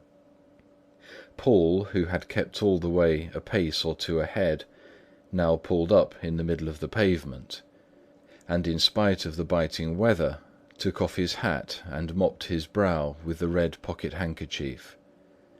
But for all the hurry of his coming, these were not the dews of exertion that he wiped away, but the moisture of some strangling anguish. For his face was white, and his voice, when he spoke, harsh and broken. "Well, sir," he said, "here we are, and God grant there be nothing wrong." "Amen, Paul," said the lawyer. Thereupon the servant knocked in a very guarded manner. The door was opened on the chain, and a voice asked from within, "Is that you, Paul?" "It's all right," said Paul. "Open the door." The hall, when they entered it, was brightly lighted up. The fire was built high, and about the hearth the whole of the servants, men and women, stood huddled together like a flock of sheep. At the sight of Mr. Utterson, the housemaid broke into hysterical whimpering, and the cook, crying out, "Bless God, it's Mr. Utterson!" ran forward as if to take him in her arms. "What? What? Are you all here?" said the lawyer peevishly. "Very irregular, very unseemly. Your master would be far from pleased." "They're all afraid," said Paul. Blank silence followed, no one protesting. Only the maid lifted up her voice and now wept loudly. "Hold your tongue!" Paul said to her, with a ferocity of accent that testified to his own jangled nerves. And indeed, when the girl had so suddenly raised the note of her lamentation, they had all started and turned towards the inner door with faces of dreadful expectation. "And now," continued the butler, addressing the knife-boy, "reach me a candle, and we'll get this through hands at once." And then he begged Mr. Utterson to follow him, and led the way to the back garden. "Now, sir," said he, "you come as gently as you can. I want you to hear, and I don't want you to be heard. And see here, sir, if by any chance he was to ask you in, don't go." Mr. Utterson's nerves, at this unlooked-for termination, gave a jerk that nearly threw him from his balance, but he recollected his courage and followed the butler into the laboratory building, and through the surgical theatre, with its lumber of crates and bottles, to the foot of the stair. Here Paul motioned him to stand on one side and listen, while he himself, setting down the candle and making a great and obvious call on his resolution, mounted the steps and knocked with a somewhat uncertain hand on the red baize of the cabinet door. "Mr. Utterson, sir, asking to see you," he called, and even as he did so, once more violently signed to the lawyer to give ear.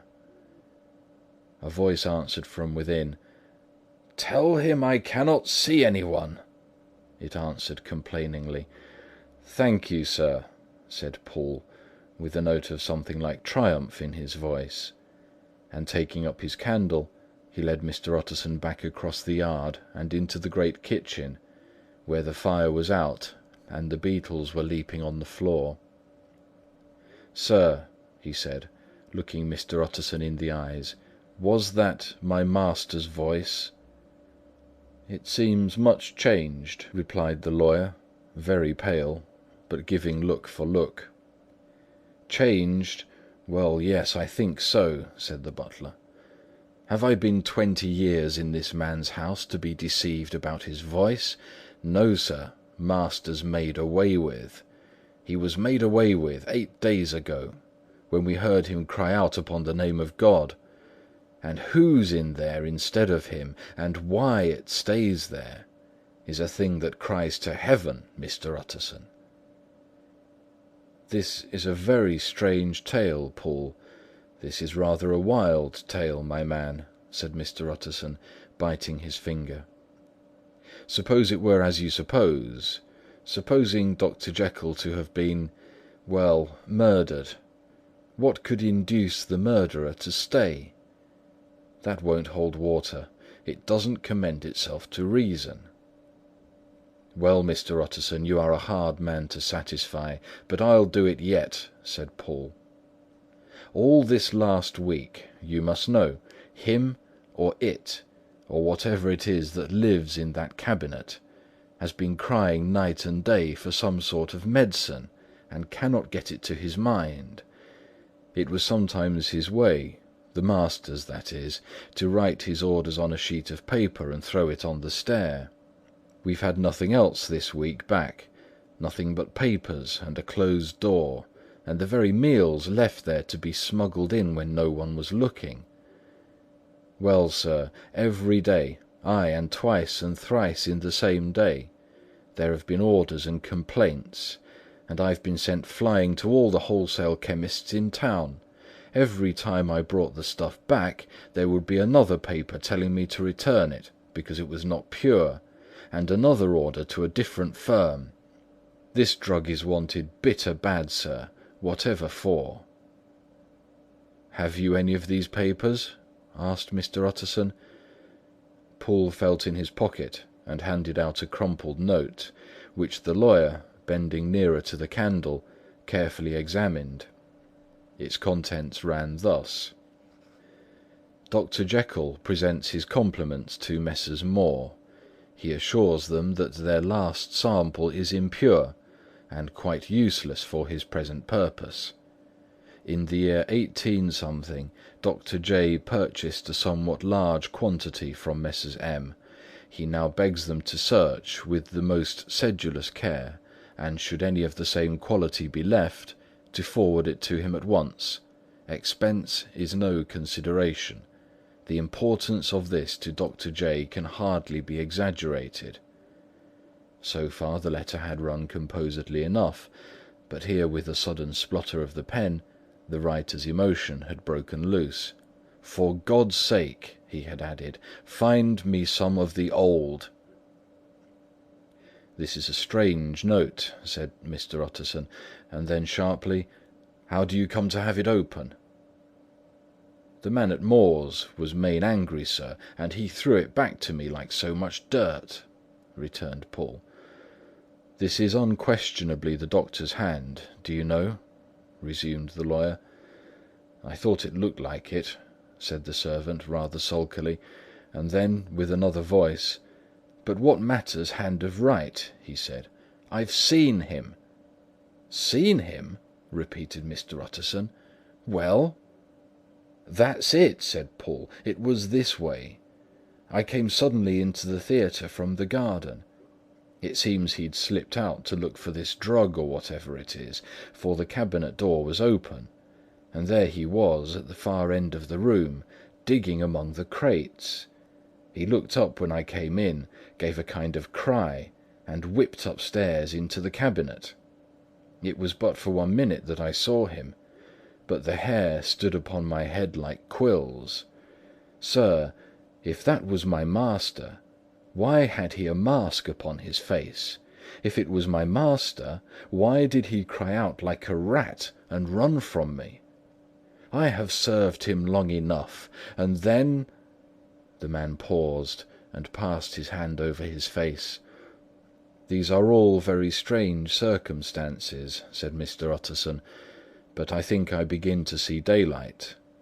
Your master, Paul, is plainly seized with one of those maladies that both torture and transform the sufferer. Hence, for aught I know, the alteration of his voice, hence the mask and his avoidance of his friends, hence his eagerness to find this drug by means of which the poor soul retains some hope of ultimate recovery. God grant that he be not deceived. There is my explanation. It is sad enough, Paul, ay, and appalling to consider, but it is plain and natural, hangs together well, and delivers us from all exorbitant alarms." "Sir," said the butler, turning to a sort of mottled pallor, That thing was not my master. And there's the truth. My master," here he looked around him and began to whisper, "is a tall, fine build of a man, and this was more of a dwarf." Utterson attempted to protest. "Oh, sir," cried Paul, "do you think I do not know my master after 20 years? Do you think I do not know where his head comes to in the cabinet door, where I saw him every morning of my life? No, sir, that thing in the mask was never Dr. Jekyll. God knows what it was, but it was never Dr. Jekyll. And it is the belief of my heart that there was murder done." "Paul," replied the lawyer, "if you say that, it will become my duty to make certain. Much as I desire to spare your master's feelings, much as I am puzzled by this note, which seems to prove him to be still alive, I shall consider it my duty to break in that door." "Ah, Mr. Utterson, that's talking!" cried the butler. "And now comes the second question," resumed Utterson. "Who is going to do it?" "Why, you and me, sir," was the undaunted reply. "That is very well said," returned the lawyer, "and whatever comes of it, I shall make it my business to see you are no loser." "There is an axe in the theatre," continued Paul, "and you might take the kitchen poker for yourself." The lawyer took that rude but weighty instrument into his hand and balanced it. "Do you know, Paul," he said, looking up, "that you and I are about to place ourselves in a position of some peril?" "You may say so, sir, indeed," returned the butler. "It is well, then, that we should be frank," said the other. "We both think more than we have said. Let us make a clean breast. This masked figure that you saw, did you recognize it?" "Well, sir, it went so quick, and the creature was so doubled up, that I could hardly swear to that," was the answer. "But if you mean, was it Mr. Hyde? Why, yes, I think it was. You see, it was much of the same bigness, and it had the same quick, light way with it. And then who else could have got in by the laboratory door? You've not forgot, sir, that at the time of the murder he still had the key with him. But that's not all. I don't know, Mr. Utterson, if you ever met this Mr. Hyde?" "Yes," said the lawyer, "I once spoke with him." "Then you must know as well as the rest of us that there was something queer about that gentleman, something that gave a man a turn. I don't know rightly how to say it, sir, beyond this, that you felt it in your marrow, kind of cold and thin." "I own I felt something of what you describe," said Mr. Utterson. "Quite so, sir," returned Paul.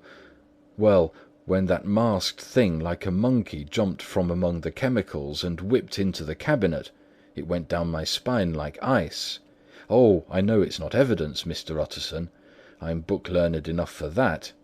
But a man has his feelings, and I give you my Bible word, it was Mr. Hyde." "Aye, aye," said the lawyer, "my fears incline to the same point. Evil, I fear, evil was sure to come, of that conviction. Aye, truly, I believe you. I believe poor Harry is killed, and I believe his murderer, for what purpose God alone can tell, is still lurking in his victim's room. Well, let our name be vengeance. Call Bradshaw." The footman came at the summons, very white and nervous. "Pull yourself together, Bradshaw," said the lawyer.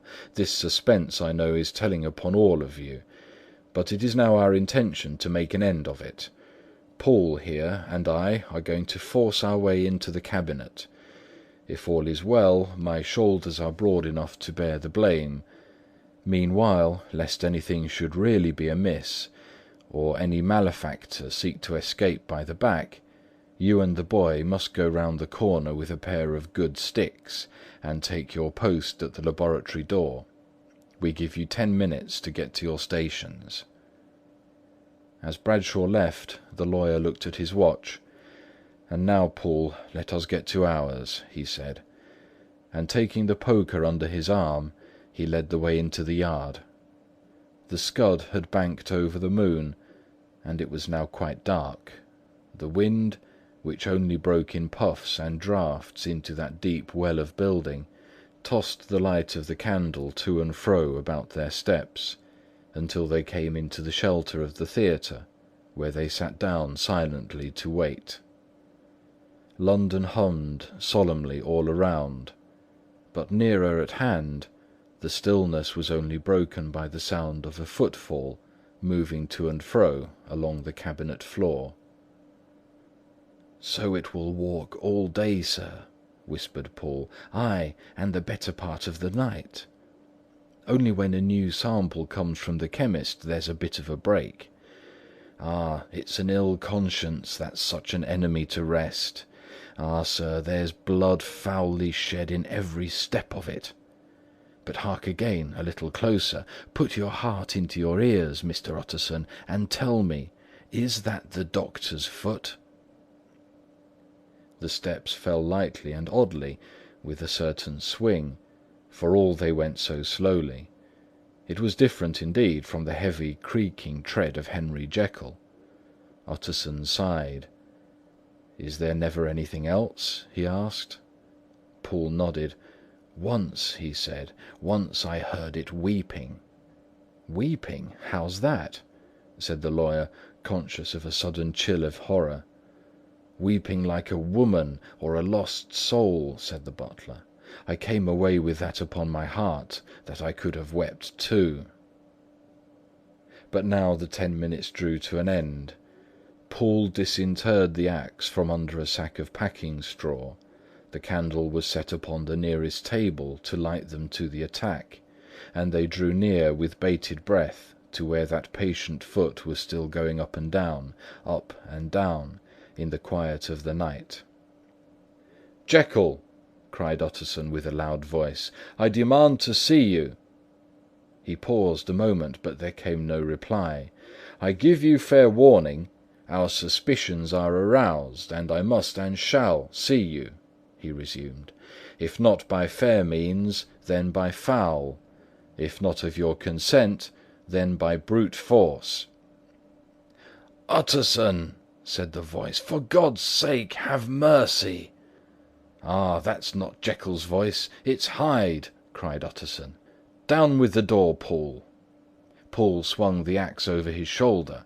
The blow shook the building, and the red baize door leaped against the lock and hinges. A dismal screech, as of mere animal terror, rang from the cabinet. Up went the axe again, and again the panels crashed and the flame bounded. 4 times the blow fell, but the wood was tough and the fittings were of excellent workmanship, and it was not until the 5th that the lock burst in sunder, and the wreck of the door fell inwards on the carpet. The besiegers, appalled by their own riot, and the stillness that had succeeded, stood back a little and peered in. There lay the cabinet before their eyes in the quiet lamplight, a good fire glowing and chattering on the hearth, the kettle singing its thin strain, a drawer or two open, papers neatly set forth on the business table, and nearer the fire the things laid out for tea.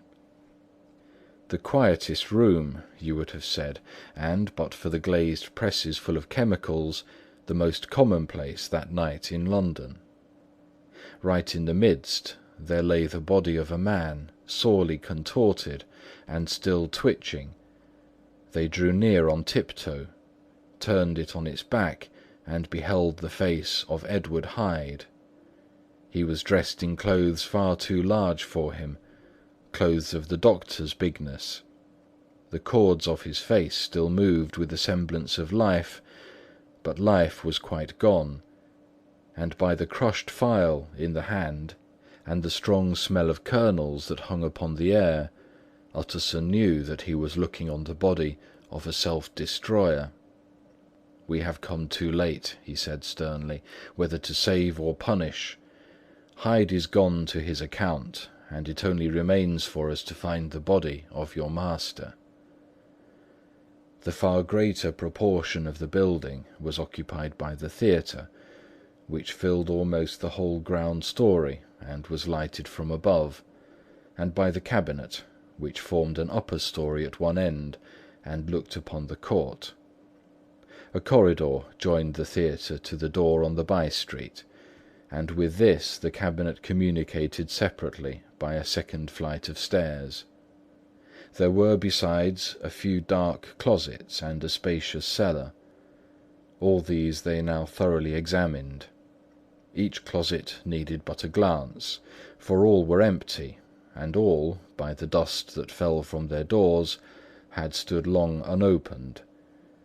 The cellar, indeed, was filled with crazy lumber, mostly dating from the times of the surgeon who was Jekyll's predecessor, but even as they opened the door they were advertised of the uselessness of further search, by the fall of a perfect mat of cobweb, which had for years sealed up the entrance. Nowhere was there any trace of Henry Jekyll, dead or alive. Poole stamped on the flags of the corridor. "He must be buried here," he said, hearkening to the sound. "Or he may have fled," said Utterson, and he turned to examine the door in the by-street. It was locked, and lying near by on the flags they found the key, already stained with rust. "This does not look use," observed the lawyer. "Use!" echoed Poole. "Do you not see, sir? It is broken, much as if a man had stamped on it." "Ay," continued Utterson, "and the fractures, too, are rusty." The two men looked at each other with a scare. "This is beyond me, Poole," said the lawyer. "Let us go back to the cabinet." They mounted the stair in silence, and still with an occasional awe-struck glance at the dead body, proceeded more thoroughly to examine the contents of the cabinet. At one table there were traces of chemical work, various measured heaps of some white salt being laid on glass saucers, as though for an experiment in which the unhappy man had been prevented. "That is the same drug that I was always bringing him," said Poole, and even as he spoke, the kettle, with a startling noise, boiled over. This brought them to the fireside, where the easy chair was drawn cosily up, and the tea-things stood ready to the sitter's elbow, the very sugar in the cup. There were several books on a shelf. One lay beside the tea-things open, and Utterson was amazed to find it a copy of a pious work, for which Jekyll had several times expressed a great esteem, annotated in his own hand with startling blasphemies. Next, in the course of their review of the chamber, the searchers came to the cheval-glass, into whose depth they looked with an involuntary horror. But it was so turned as to show them nothing but the rosy glow playing on the roof, the fire sparkling in 100 repetitions along the glazed front of the presses, and their own pale and fearful countenances stooping to look in. "This glass have seen some strange things, sir," whispered Poole. "And surely none stranger than itself," echoed the lawyer in the same tones. "For what did Jekyll—" He caught himself up at the word with a start, and then, conquering the weakness, "What could Jekyll want with it?" he said. "You may say that," said Poole. Next they turned to the business table. On the desk among the neat array of papers, a large envelope was uppermost and bore, in the doctor's hand, the name of Mr. Utterson. The lawyer unsealed it, and several enclosures fell to the floor. The first was a will, drawn in the same eccentric terms as the one which he had returned 6 months before, to serve as a testament in case of death, and as a deed of gift in case of disappearance. But in place of the name of Edward Hyde, the lawyer, with indescribable amazement, read the name of Gabriel John Utterson. He looked at Poole, and then back at the paper, and last of all at the dead malefactor stretched upon the carpet. "My head goes round," he said. He has been all these days in possession. He had no cause to like me. He must have raged to see himself displaced, and he has not destroyed this document." He caught up the next paper. It was a brief note in the doctor's hand, and dated at the top. "Oh, Paul!" the lawyer cried. "He was alive and here this day! He cannot have been disposed of in so short a space. He must be still alive. He must have fled. And then, why fled? And how? And in that case, can we venture to declare this suicide? Oh, we must be careful. I foresee that we may yet involve your master in some dire catastrophe." "Why don't you read it, sir?" said Paul. "Because I fear," replied the lawyer solemnly. "God grant that I have no cause for it." And with that he brought the paper to his eyes and read as follows: "My dear Utterson, when this shall fall into your hands, I shall have disappeared. Under what circumstances I have not the penetration to foresee, but my instinct and all the circumstances of my nameless situation tell me that the end is sure and must be early. Go then, and first read the narrative which Lanyon warned me he was to place in your hands, and if you care to hear more, turn to the confession of your unworthy and unhappy friend, Henry Jekyll." "There was a third enclosure?" asked Utterson. "Here, sir," said Paul, and gave into his hands a considerable packet, sealed in several places. The lawyer put it into his pocket. "I would say nothing of this paper. If your master has fled or is dead, we may at least save his credit. It is now 10. I must go home and read these documents in quiet, but I shall be back before midnight, when we shall send for the police."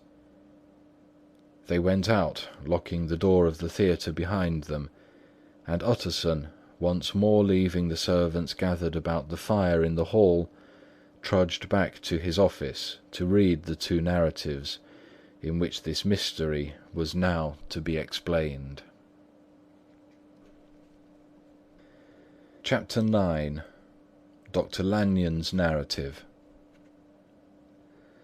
On the 9th of January, now 4 days ago, I received by the evening delivery a registered envelope, addressed in the hand of my colleague and old school companion, Henry Jekyll. I was a good deal surprised by this, for we were by no means in the habit of correspondence.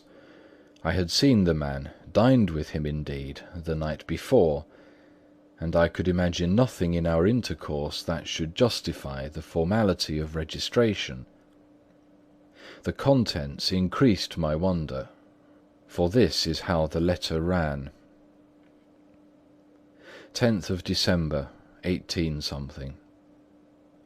Dear Lanyon, you are one of my oldest friends, and although we may have differed at times on scientific questions, I cannot remember, at least on my side, any break in our affection.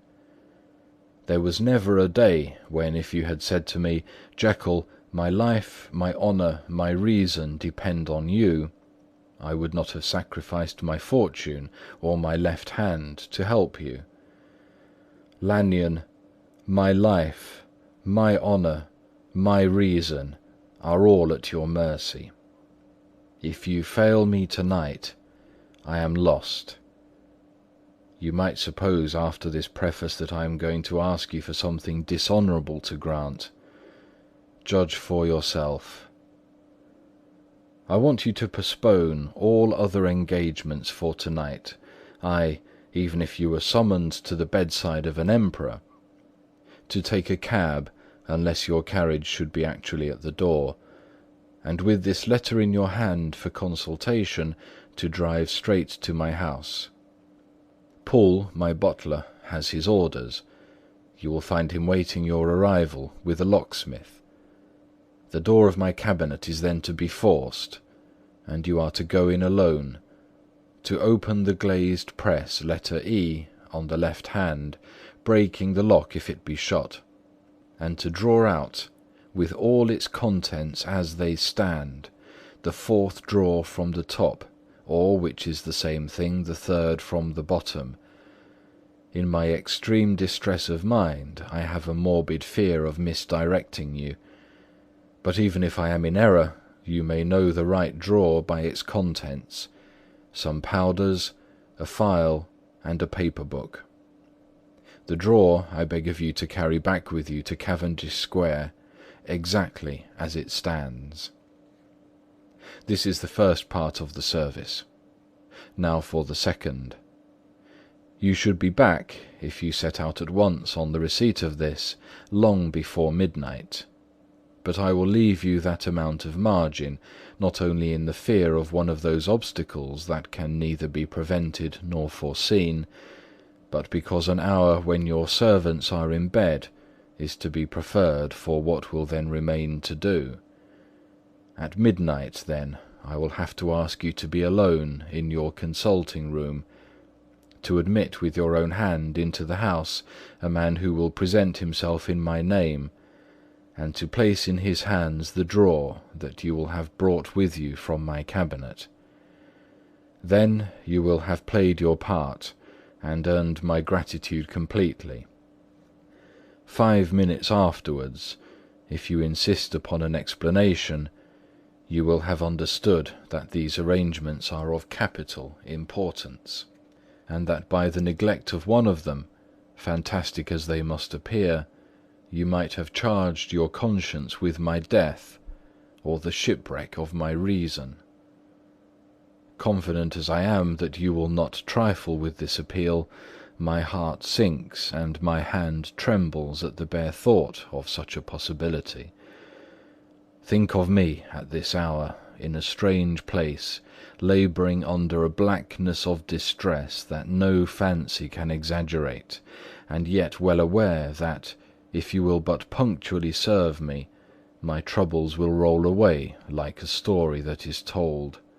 Serve me, my dear Lanyon, and save your friend H.J.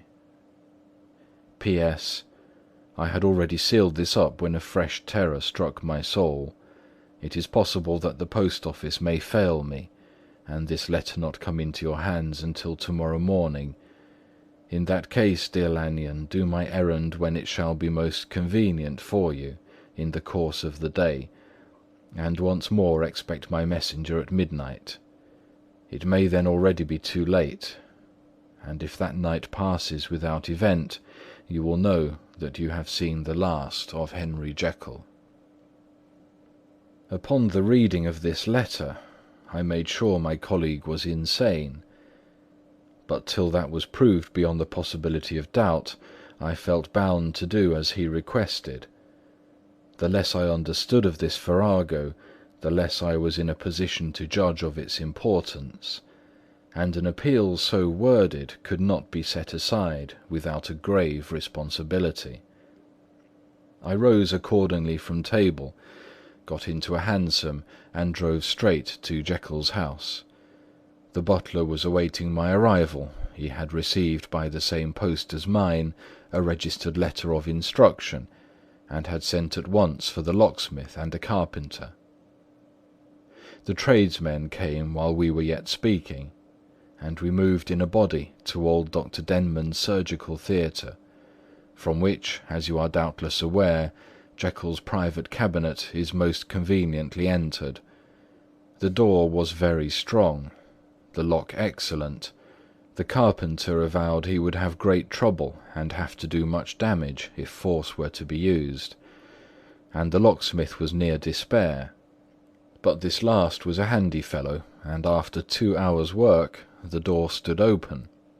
The press marked E was unlocked, and I took out the drawer, had it filled up with straw and tied in a sheet, and returned with it to Cavendish Square. Here I proceeded to examine its contents. The powders were neatly enough made up, but not with the nicety of the dispensing chemist, so that it was plain they were of Jekyll's private manufacture, and when I opened one of the wrappers, I found what seemed to me a simple crystalline salt of a white colour.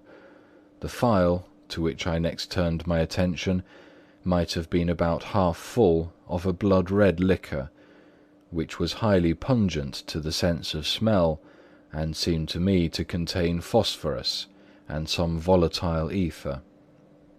At the other ingredients I could make no guess. The book was an ordinary version book, and contained little but a series of dates.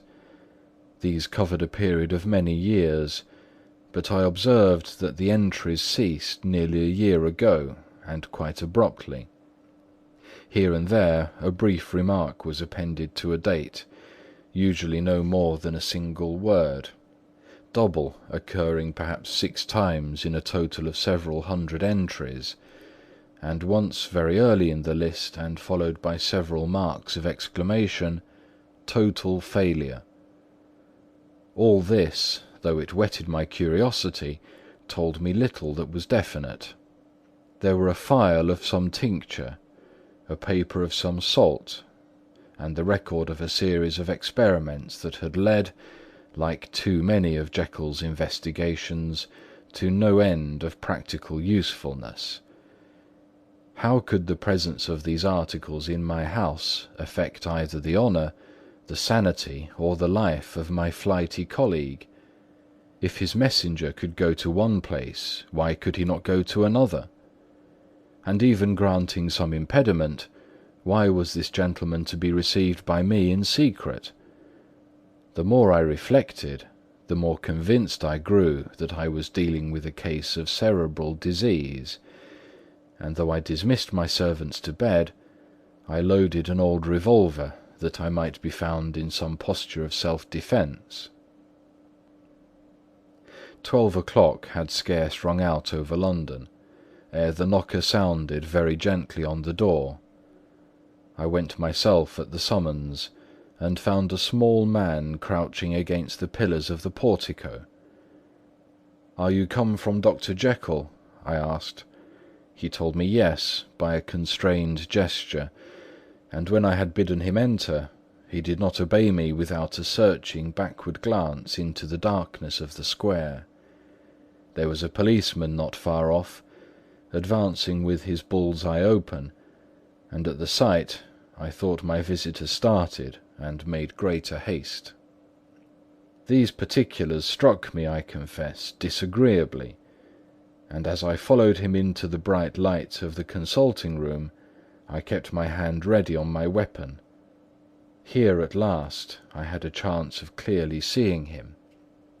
I had never set eyes on him before, so much was certain. He was small, as I have said. I was struck besides with the shocking expression of his face, with his remarkable combination of great muscular activity and great apparent debility of constitution, and, last but not least, with the odd subjective disturbance caused by his neighbourhood.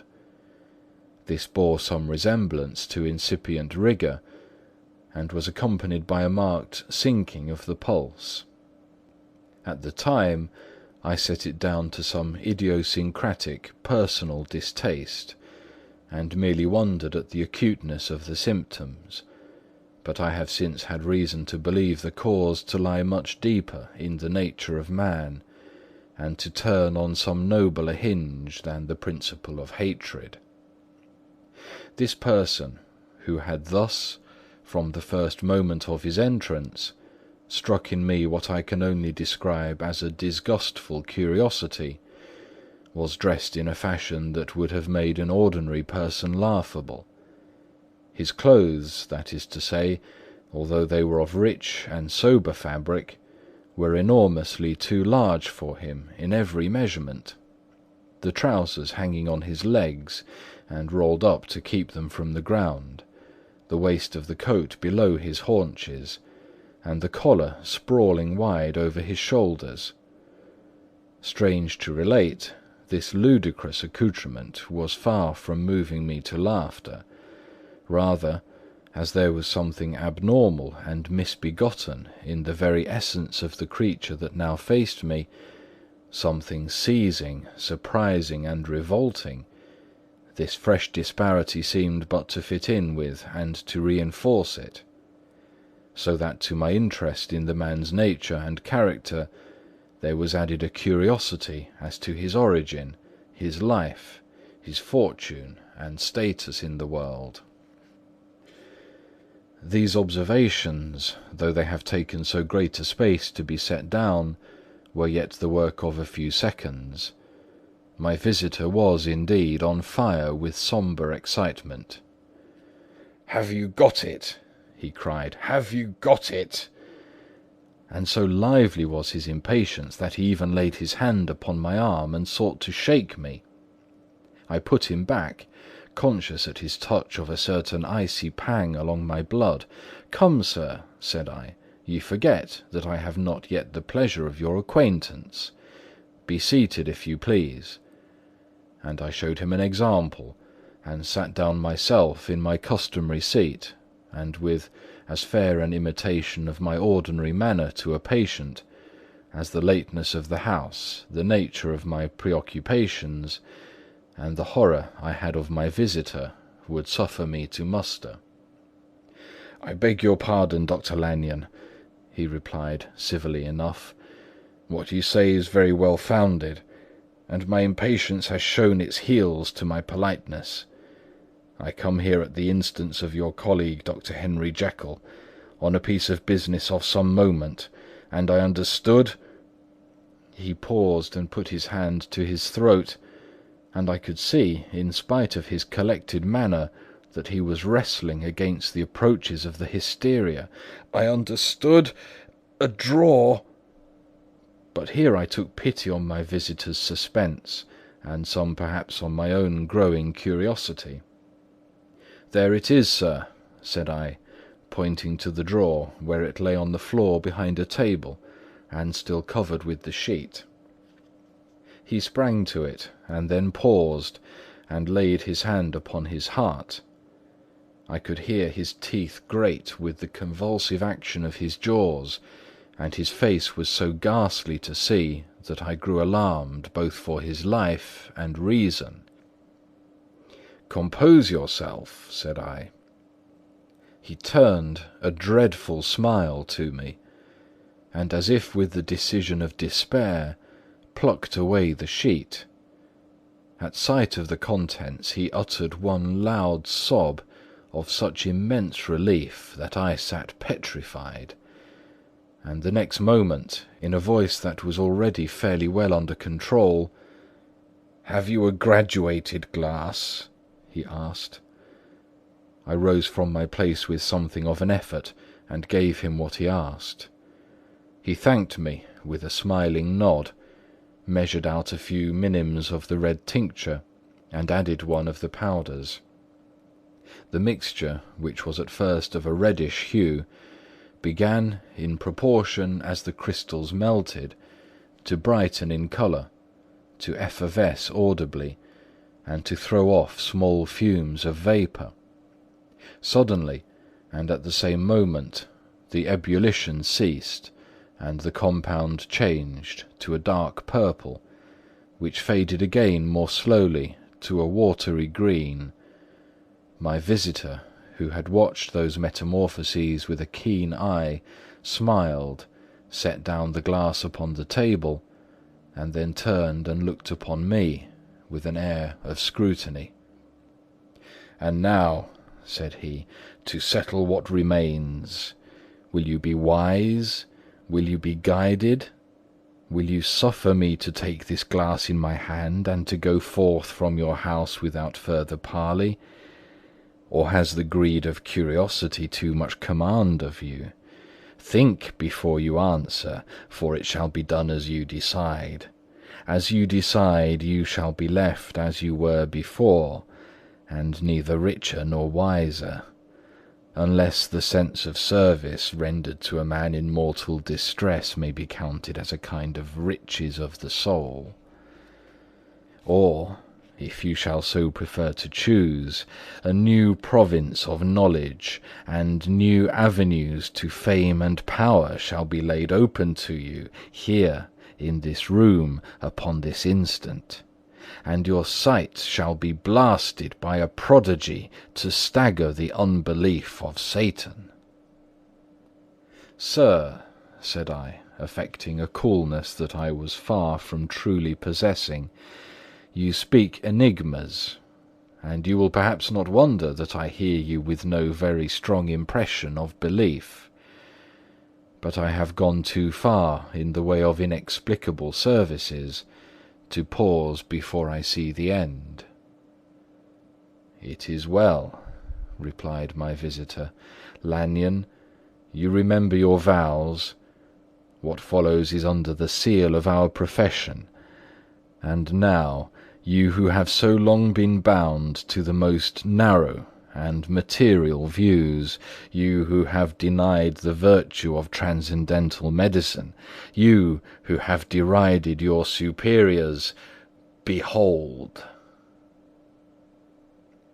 He put the glass to his lips and drank at one gulp. A cry followed. He reeled, staggered, clutched at the table and held on, staring with injected eyes, gasping with open mouth. And as I looked, there came, I thought, a change. He seemed to swell. His face became suddenly black, and the features seemed to melt and alter. And the next moment I had sprung to my feet and leaped back against the wall, my arm raised to shield me from that prodigy, my mind submerged in terror. "O God!" I screamed, and "O God!" again and again, for there, before my eyes, pale and shaken and half fainting, and groping before him with his hands like a man restored from death, there stood Henry Jekyll. What he told me in the next hour, I cannot bring my mind to set on paper. I saw what I saw, I heard what I heard, and my soul sickened at it. And yet now, when that sight is faded from my eyes, I ask myself if I believe it, and I cannot answer. My life is shaken to its roots. Sleep has left me. The deadliest terror sits by me at all hours of the day and night. I feel that my days are numbered, and that I must die. And yet I shall die incredulous. As for the moral turpitude that man unveiled to me, even with tears of penitence, I cannot, even in memory, dwell on it without a start of horror. I will say but one thing, Utterson, and that, if you can bring your mind to credit it, will be more than enough. The creature who crept into my house that night was, on Jekyll's own confession, known by the name of Hyde, and hunted for in every corner of the land as the murderer of Karoo. End of chapter 9.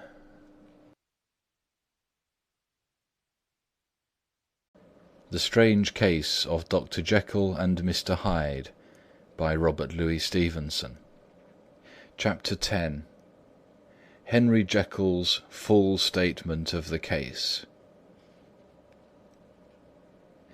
I was born in the year 18 something to a large fortune, endowed besides with excellent parts, inclined by nature to industry, fond of the respect of the wise and good among my fellow men, and thus, as might have been supposed, with every guarantee of an honourable and distinguished future. And indeed the worst of my faults was a certain impatient gaiety of disposition, such as has made the happiness of many, but such as I found it hard to reconcile with my imperious desire to carry my head high, and wear a more than commonly grave countenance before the public. Hence it came about that I concealed my pleasures, and that when I reached years of reflection, and began to look round me and take stock of my progress and position in the world, I stood already committed to a profound duplicity of life. Many a man would have even blazoned such irregularities as I was guilty of, but from the high views that I had set before me, I regarded and hid them with an almost morbid sense of shame. It was thus rather the exacting nature of my aspirations than any particular degradation in my faults that made me what I was, and, with even a deeper trench than in the majority of men, severed in me those provinces of good and evil which divide and compound man's dual nature. In this case, I was driven to reflect deeply and inveterately on that hard law of life, which lies at the root of religion, and is one of the most plentiful springs of distress. Though so profound a double-dealer, I was in no sense a hypocrite. Both sides of me were in dead earnest. I was no more myself when I laid aside restraint and plunged in shame, than when I laboured in the eye of day at the furtherance of knowledge or the relief of sorrow and suffering. And it chanced that the direction of my scientific studies, which led wholly towards the mystic and the transcendental, reacted and shed a strong light on this consciousness of the perennial war among my members. With every day, and from both sides of my intelligence, the moral and the intellectual, I thus drew steadily nearer to that truth by whose partial discovery I have been doomed to such a dreadful shipwreck, that man is not truly one, but truly two. I say two, because the state of my own knowledge does not pass beyond that point. Others will follow. Others will outstrip me on the same lines, and I hazard the guess that man will be ultimately known for a mere polity of multifarious, incongruous and independent denizens. I, for my part, from the nature of my life, advanced infallibly in one direction and in one direction only. It was on the moral side, and in my own person, that I learned to recognize the thorough and primitive duality of man. I saw that, of the two natures that contended in the field of my consciousness, even if I could rightly be said to be either, it was only because I was radically both. And from an early date, even before the course of my scientific discoveries had begun to suggest the most naked possibility of such a miracle, I had learned to dwell with pleasure, as a beloved daydream, on the thought of the separation of these elements. If each, I told myself, could but be housed in separate identities, life would be relieved of all that was unbearable.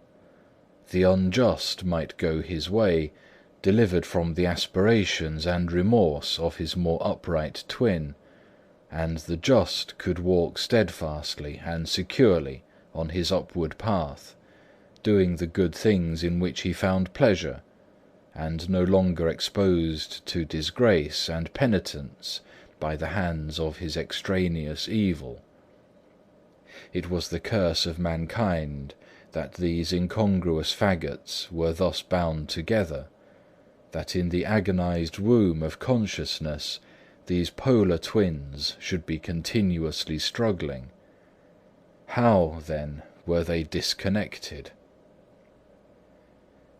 I was so far in my reflections when, as I have said, a side light began to shine upon the subject from the laboratory table. I began to perceive more deeply than it has ever yet been stated the trembling immateriality, the mist-like transience of this seemingly so solid body in which we walk attired. Certain agents I have found to have the power to shake and to pluck back that fleshly vestment, even as a wind might toss the curtains of a pavilion. For two good reasons I will not enter deeply into this scientific branch of my confession. First, because I have been made to learn that the doom and burden of our life is bound forever on man's shoulders, and when the attempt is made to cast it off, it but returns upon us with more unfamiliar and more awful pressure. Secondly, because, as my narrative will make, alas, too evident, my discoveries were incomplete. Enough, then, that I not only recognized my natural body for the mere aura and effulgence of certain of the powers that made up my spirit, but managed to compound a drug by which these powers should be dethroned from their supremacy, and a second form and countenance substituted, none the less natural to me because they were the expression and bore the stamp of lower elements in my soul. I hesitated long before I put this theory to the test of practice. I knew well that I risked death, for any drug that so potently controlled and shook the very fortress of identity might by the least scruple of an overdose, or at the least inopportunity in the moment of exhibition, utterly blot out that immaterial tabernacle which I looked to it to change. But the temptation of a discovery so singular and profound at last overcame the suggestions of alarm. I had long since prepared my tincture. I purchased at once, from a firm of wholesale chemists, a large quantity of a particular salt which I knew, from my experiments, to be the last ingredient required, and late one accursed night I compounded the elements, watched them boil and smoke together in the glass, and when the ebullition had subsided, with a strong glow of courage, drank off the potion. The most racking pangs succeeded, a grinding in the bones, deadly nausea, and a horror of the spirit that cannot be exceeded at the hour of birth or death. Then these agonies began swiftly to subside, and I came to myself as if out of a great sickness. There was something strange in my sensations, something indescribably new, and, from its very novelty, incredibly sweet. I felt younger, lighter, happier in body. Within I was conscious of a heady recklessness, a current of disordered sensual images running like a mill race in my fancy, a solution of the bonds of obligation, an unknown but not an innocent freedom of the soul. I knew myself, at the first breath of this new life, to be more wicked, tenfold more wicked, sold a slave to my original sin, and the thought in that moment braced and delighted me like wine. I stretched out my hands, exulting in the freshness of these sensations, and, in the act, I was suddenly aware that I had lost in stature. There was no mirror at that date in my room. That which stands beside me as I write was brought there later on, and for the very purpose of these transformations. The night, however, was far gone into the morning. The morning, black as it was nearly ripe for the conception of the day. The inmates of my house were locked in the most rigorous hours of slumber, and I determined, flushed as I was with hope and triumph, to venture in my new shape as far as to my bedroom. I crossed the yard, wherein the constellations looked down upon me, I could have thought, with wonder, the first creature of that sort that their unsleeping vigilance had yet disclosed to them. I stole through the corridors, a stranger in my own house, and coming to my room, I saw for the first time the appearance of Edward Hyde. I must here speak by theory alone, saying not that which I know, but that which I supposed to be most probable. The evil side of my nature, to which I had now transferred the stamping efficacy, was less robust and less developed than the good which I had just deposed.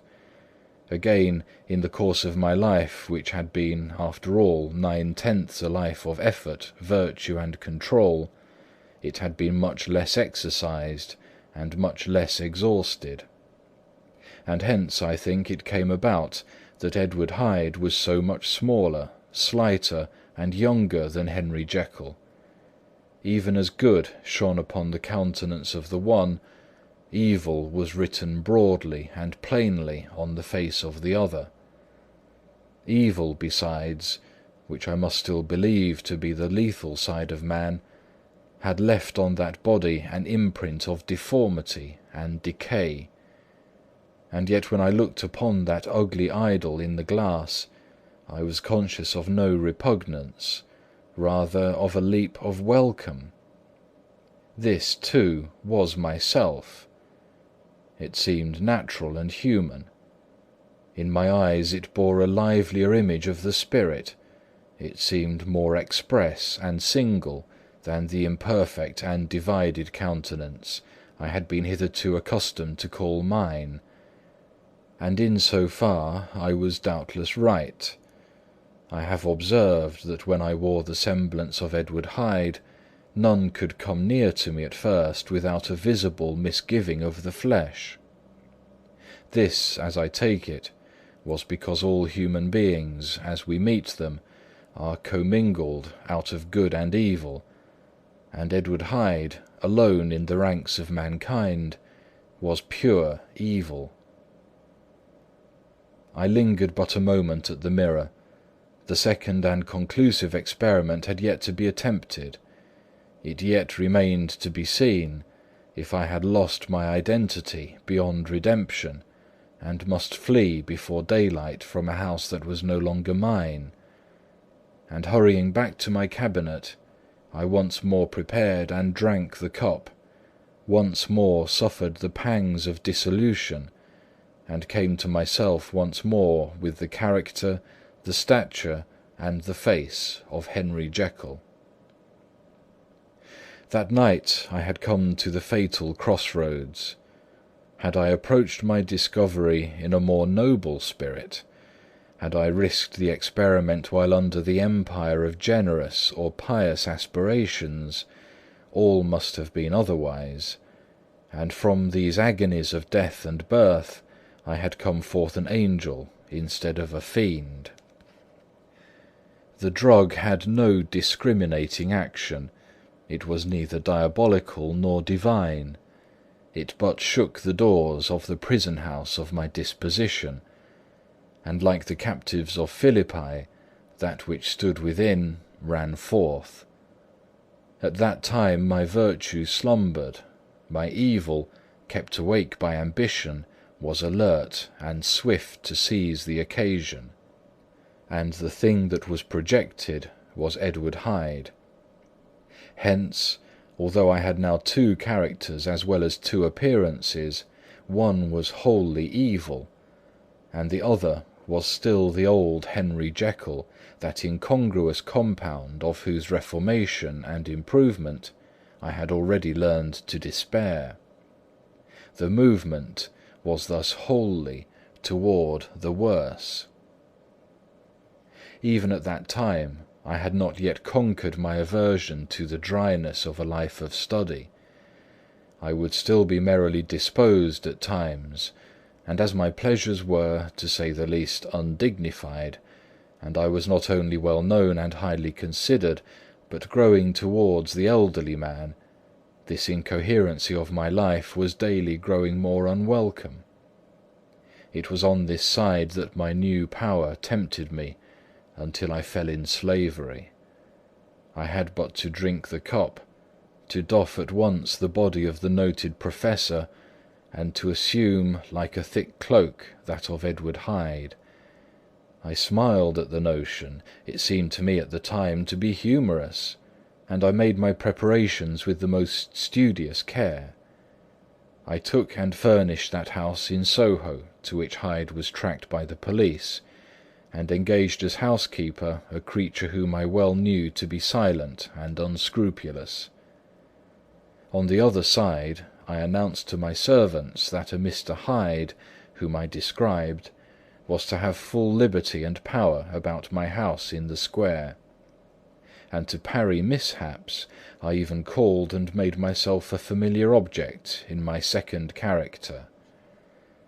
I next drew up that will to which you so much objected, so that if anything befell me in the person of Dr. Jekyll, I could enter on that of Edward Hyde without pecuniary loss.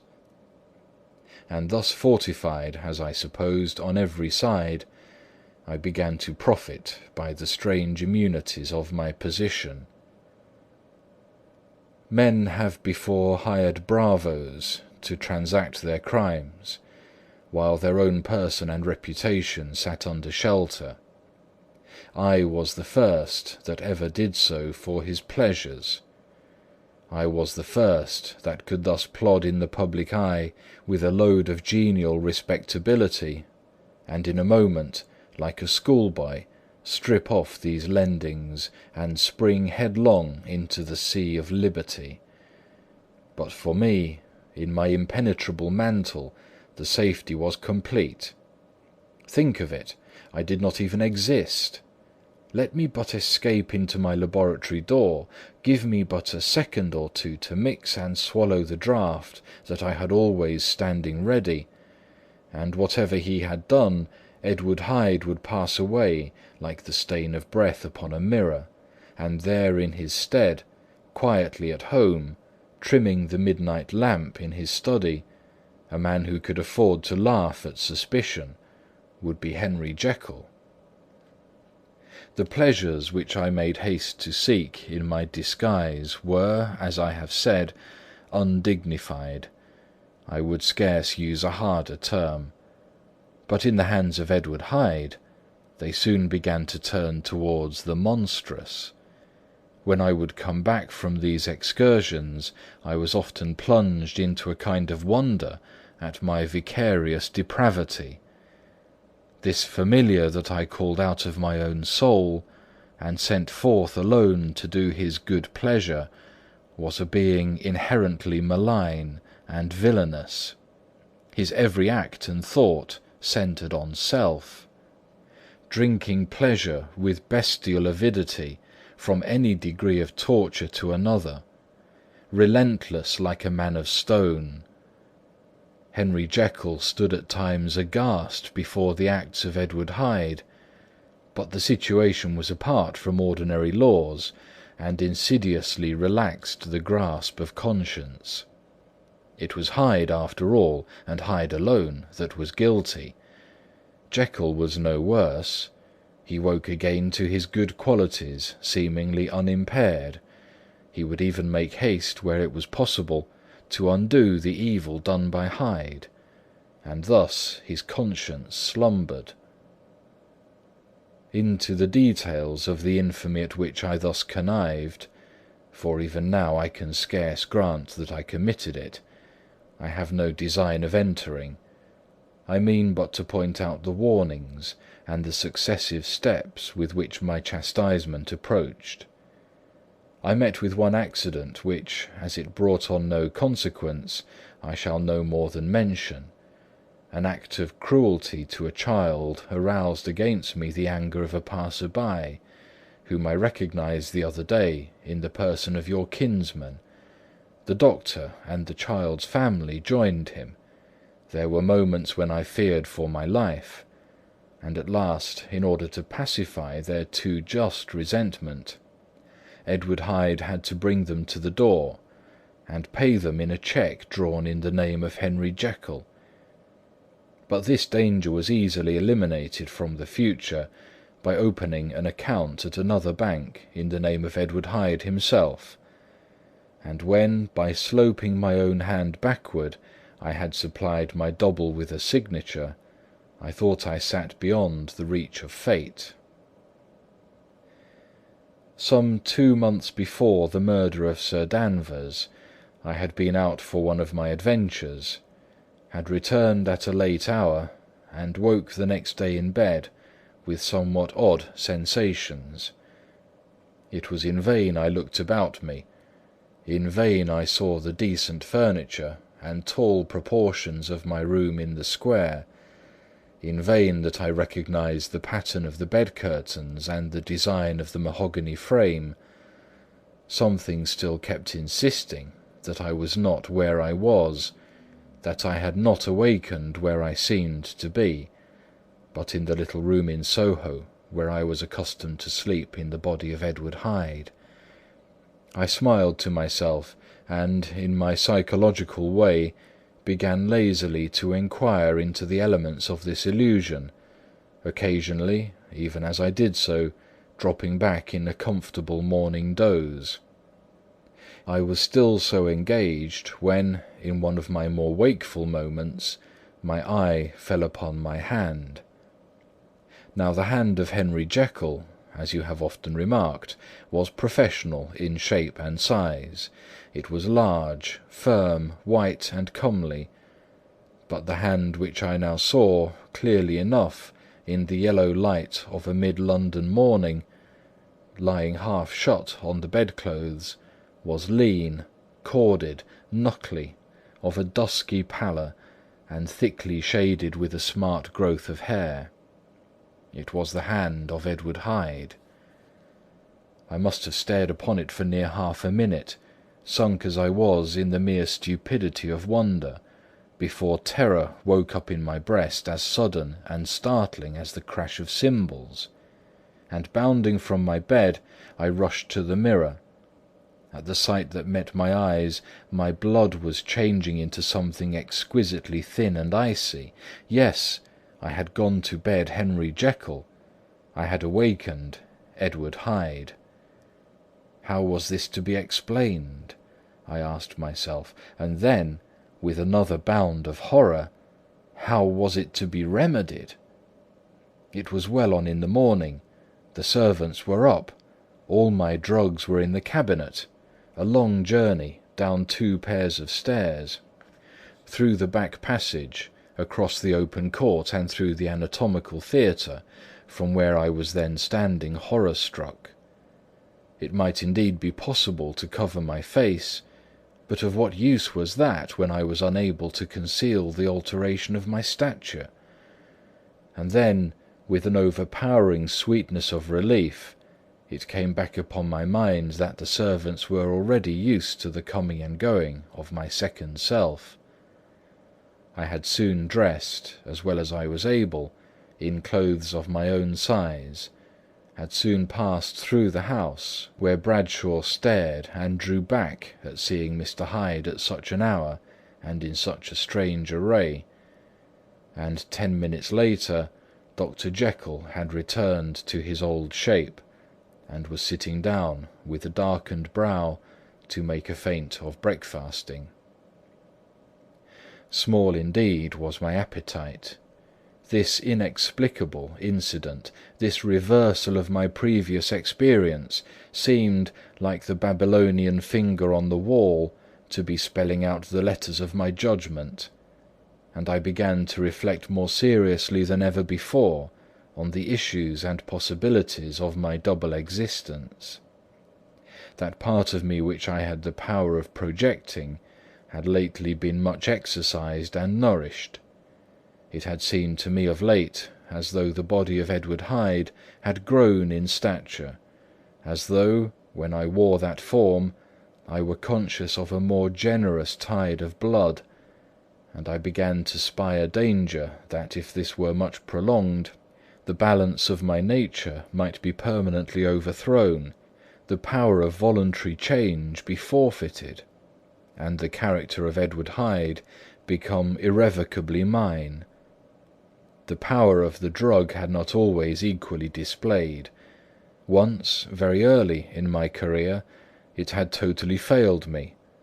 Since then I had been obliged on more than one occasion to double, and once with infinite risk of death, to treble the amount.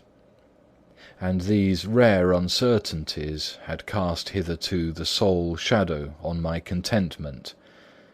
Now, however, and in the light of that morning's accident, I was led to remark that whereas, in the beginning, the difficulty had been to throw off the body of Jekyll, it had of late gradually but decidedly transferred itself to the other side. All things therefore seemed to point to this, that I was slowly losing hold of my original and better self, and becoming slowly incorporated with my second and worse. Between these two, I now felt I had to choose. My two natures had memory in common, but all other faculties were most unequally shared between them. Jekyll, who was composite, now with the most sensitive apprehensions, now with a greedy gusto, projected and shared in the pleasures and adventures of Hyde. But Hyde was indifferent to Jekyll, or but remembered him as the mountain bandit remembers the cavern in which he conceals himself from pursuit. Jekyll had more than a father's interest, Hyde had more than a son's indifference. To cast in my lot with Jekyll was to die to those appetites which I had long secretly indulged and had of late begun to pamper. To cast it in with Hyde was to die to 1,000 interests and aspirations, and to become, at a blow and forever, despised and friendless. The bargain might appear unequal, but there was still another consideration in the scales, for while Jekyll would suffer smartingly in the fires of abstinence, Hyde would be not even conscious of all that he had lost. Strange as my circumstances were, the terms of this debate are as old and commonplace as man. Much the same inducement and alarms cast the die for any tempted and trembling sinner, and it fell out with me, as it falls with so vast a majority of my fellows, that I chose the better part, and was found wanting in the strength to keep to it. Yes, I preferred the elderly and discontented doctor, surrounded by friends and cherishing honest hopes, and bade a resolute farewell to the liberty, the comparative youth, the light step, leaping pulses and secret pleasures that I had enjoyed in the disguise of Hyde. I made this choice perhaps with some unconscious reservation, for I neither gave up the house in Soho, nor destroyed the clothes of Edward Hyde, which still lay ready in my cabinet. For 2 months, however, I was true to my determination. For 2 months I led a life of such severity as I had never before attained to, and enjoyed the compensations of an approving conscience. But time began at last to obliterate the freshness of my alarm. The praises of conscience began to grow into a thing of course. I began to be tortured with throes and longings, as of Hyde struggling after freedom, and at last, in an hour of moral weakness, I once again compounded and swallowed the transforming draught. I do not suppose that, when a drunkard reasons with himself upon his vice, he is once out of 500 times affected by the dangers that he runs through his brutish, physical insensibility. Neither had I, long as I had considered my position, made enough allowance for the complete moral insensibility and insensate readiness to evil, which were the leading characters of Edward Hyde. Yet it was by these that I was punished. My devil had been long caged. He came out roaring. I was conscious, even when I took the draught, of a more unbridled, a more furious propensity to ill. It must have been this, I suppose, that stirred in my soul that tempest of impatience with which I listened to the civilities of my unhappy victim. I declare, at least before God, no man morally sane could have been guilty of that crime upon so pitiful a provocation, and that I struck in no more reasonable spirit than that in which a sick child may break a plaything. But I had voluntarily stripped myself of all those balancing instincts by which even the worst of us continues to walk with some degree of steadiness among temptations, and in my case, to be tempted, however slightly, was to fall. Instantly the spirit of hell awoke in me and raged. With a transport of glee I mauled the unresisting body, tasting delight from every blow, and it was not till weariness had begun to succeed that I was suddenly, in the top fit of my delirium, struck through the heart by a cold thrill of terror.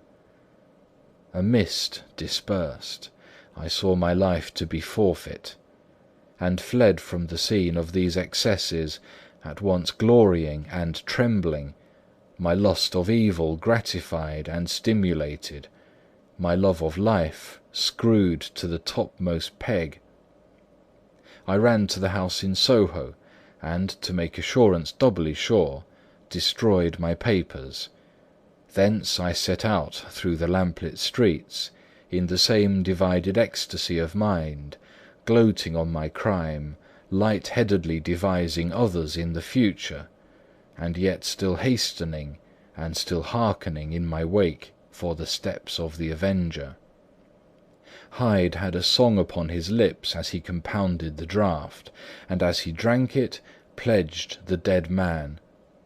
The pangs of transformation had not done tearing him before Henry Jekyll, with streaming tears of gratitude and remorse, had fallen upon his knees and lifted his clasped hands to God.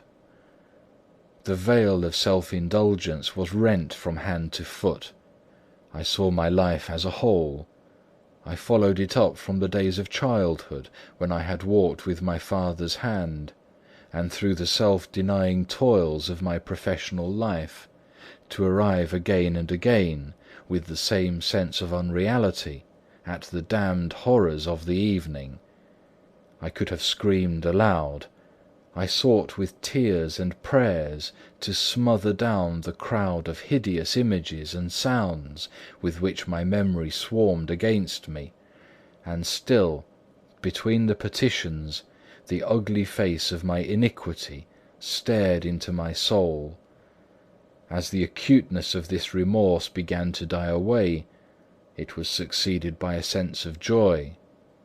The problem of my conduct was solved. Hyde was thenceforth impossible. Whether I would or not, I was now confined to the better part of my existence, and oh, how I rejoiced to think it! With what willing humility I embraced anew the restrictions of natural life! With what sincere renunciation I locked the door by which I had so often gone and come, and ground the key under my heel. The next day came the news that the murder had been overlooked, that the guilt of Hyde was patent to the world, and that the victim was a man high in public estimation. It was not only a crime, it had been a tragic folly. I think I was glad to know it. I think I was glad to have my better impulses thus buttressed and guarded by the terrors of the scaffold. Jekyll was now my city of refuge. Let but Hyde peep out an instant, and the hands of all men would be raised to take and slay him. I resolved in my future conduct to redeem the past, and I can say with honesty that my resolve was fruitful of some good. You know yourself how earnestly in the last months of last year I laboured to relieve suffering. You know that much was done for others, and that the days passed quietly, almost happily for myself. Nor can I truly say that I wearied of this beneficent and innocent life. I think instead that I daily enjoyed it more completely, but I was still cursed with my duality of purpose. And as the first edge of my penitence wore off, the lower side of me, so long indulged, so recently chained down, began to growl for license. Not that I dreamed of resuscitating Hyde; the bare idea of that would startle me to frenzy. No, it was in my own person that I was once more tempted to trifle with my conscience, and it was as an ordinary secret sinner that I at last fell before the assaults of temptation. There comes an end to all things. The most capacious measure is filled at last, and this brief condescension to my evil finally destroyed the balance of my soul. And yet I was not alarmed. The fall seemed natural, like a return to the old days before I had made my discovery. It was a fine, clear January day, wet underfoot where the frost had melted, but cloudless overhead, and the Regent's Park was full of winter chirrupings and sweet with spring odours.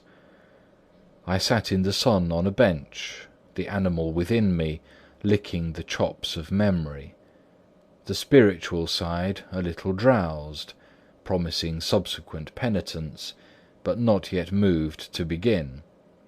After all, I reflected I was like my neighbours, and then I smiled, comparing myself with other men, comparing my active goodwill with the lazy cruelty of their neglect. And at the very moment of that vainglorious thought, a qualm came over me, a horrid nausea, and the most deadly shuddering. These passed away and left me faint. And then, as in its turn the faintness subsided, I began to be aware of a change in the temper of my thoughts, a greater boldness, a contempt of danger, a solution of the bonds of obligation. I looked down. My clothes hung formlessly on my shrunken limbs. The hand that lay on my knee was corded and hairy. I was once more Edward Hyde. A moment before I had been safe of all men's respect, wealthy, beloved, the cloth laying for me on the dining-room at home, and now I was the common quarry of mankind, hunted, houseless, a known murderer, thrall to the gallows. My reason wavered, but it did not fail me utterly. I have more than once observed that in my second character my faculties seemed sharpened to a point, and my spirits more tensely elastic. Thus it came about that, where Jekyll perhaps might have succumbed, Hyde rose to the importance of the moment. My drugs were in one of the presses of my cabinet. How was I to reach them? That was the problem that, crushing my temples in my hands, I set myself to solve. The laboratory door I had closed. If I sought to enter by the house, my own servants would consign me to the gallows. I saw I must employ another hand, and thought of Lanyon.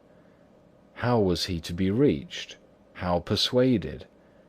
Supposing that I escaped capture in the streets, how was I to make my way into his presence? And how should I, an unknown and displeasing visitor, prevail on the famous physician to rifle the study of his colleague, Dr. Jekyll? Then I remembered that of my original character one part remained to me. I could write my own hand, and once I had conceived that kindling spark, the way that I must follow became lighted up from end to end. Thereupon I arranged my clothes as best I could, and summoning a passing hansom, drove to an hotel in Portland Street, the name of which I chanced to remember. At my appearance, which was indeed comical enough, however tragic a fate these garments covered, the driver could not conceal his mirth. I gnashed my teeth upon him with a gust of devilish fury, and the smile withered from his face, happily for him, yet more happily for myself, for in another instant I had certainly dragged him from his perch. At the inn, as I entered, I looked about me with so black a countenance as to make the attendants tremble. Not a look did they exchange in my presence, but obsequiously took my orders, led me to a private room, and brought me wherewithal to write. Hyde in danger of his life was a creature new to me. Shaken with inordinate anger, strung to the pitch of murder, lusting to inflict pain. Yet the creature was astute, mastered his fury with a great effort of the will, composed his two important letters, one to Lanyon and one to Poole, and that he might receive actual evidence of their being posted, sent them out with directions that they should be registered. Thenceforward he sat all day over the fire in the private room, gnawing his nails.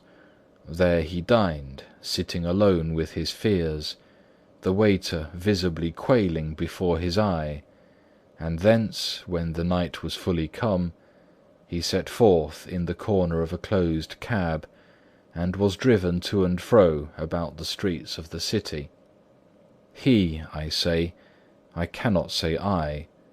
That child of hell had nothing human, nothing lived in him but fear and hatred, and when at last, thinking the driver had begun to grow suspicious, he discharged the cab and ventured on foot, attired in his misfitting clothes, an object marked out for observation, into the midst of the nocturnal passengers, these two base passions raged within him like a tempest.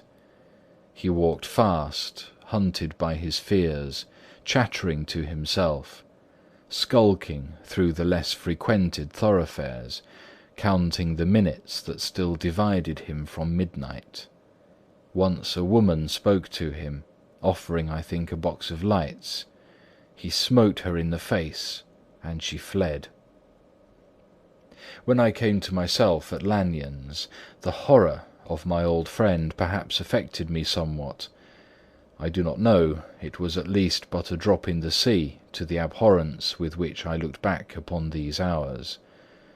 A change had come over me. It was no longer the fear of the gallows, it was the horror of being Hyde that racked me. I received Lanyon's condemnation partly in a dream. It was partly in a dream that I came home to my own house and got into bed. I slept after the prostration of the day, with a stringent and profound slumber, which not even the nightmares that wrung me could avail to break. I awoke in the morning shaken, weakened but refreshed. I still hated and feared the thought of the brute that slept within me, and I had not of course forgotten the appalling dangers of the day before. But I was once more at home, in my own house and close to my drugs, and gratitude for my escape shone so strong in my soul that it almost rivalled the brightness of hope. I was stepping leisurely across the court after breakfast, drinking the chill of the air with pleasure, when I was seized again with those indescribable sensations that heralded the change, and I had but the time to gain the shelter of my cabinet before I was once again raging and freezing with the passions of Hyde. It took on this occasion a double dose to recall me to myself, and alas, 6 hours after, as I sat looking sadly in the fire, the pangs returned, and the drug had to be re-administered. In short, from that day forth, it seemed only by a great effort, as of gymnastics, and only under the immediate stimulation of the drug, that I was able to wear the countenance of Jekyll. At all hours of the day and night, I would be taken with the premonitory shudder. Above all, if I slept, or even dozed for a moment in my chair, it was always as Hyde that I awakened. Under the strain of this continually impending doom, and by the sleeplessness to which I now condemned myself, I, even beyond what I had thought possible to man, I became, in my own person, a creature eaten up and emptied by fever, languidly weak both in body and mind, and solely occupied by one thought, the horror of my other self. But when I slept, or when the virtue of the medicine wore off, I would leap almost without transition, for the pangs of transformation grew daily less marked, into the possession of a fancy brimming with images of terror, a soul boiling with causeless hatreds, and a body that seemed not strong enough to contain the raging energies of life. The powers of Hyde seemed to have grown with the sickliness of Jekyll, and certainly the hate that now divided them was equal on each side. With Jekyll it was a thing of vital instinct. He had now seen the full deformity of that creature that shared with him some of the phenomena of consciousness, and was co-heir with him to death. And beyond these links of community, which in themselves made the most poignant part of his distress, he thought of Hyde, for all his energies of life, as of something not only hellish, but inorganic.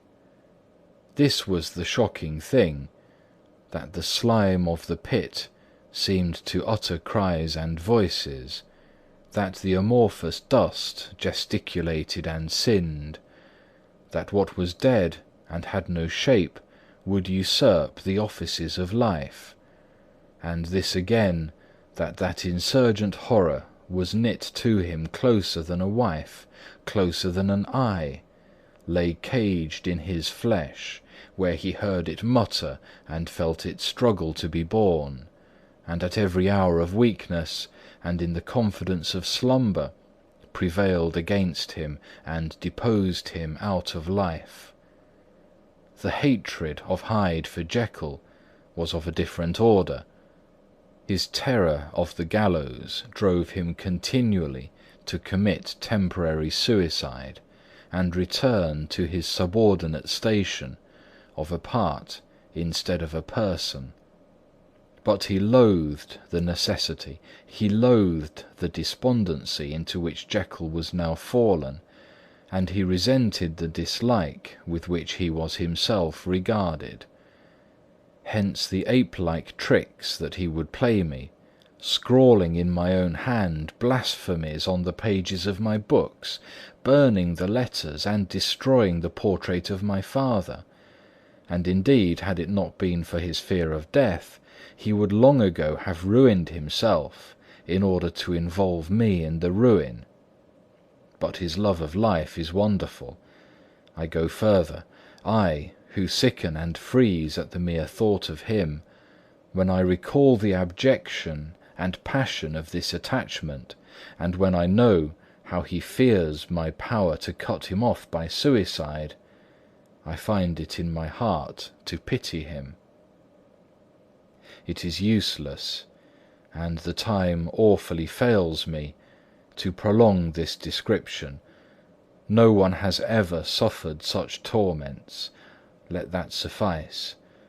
And yet even to these, habit brought, no, not alleviation, but a certain callousness of soul, a certain acquiescence of despair, and my punishment might have gone on for years, but for the last calamity which has now fallen, and which has finally severed me from my own face and nature.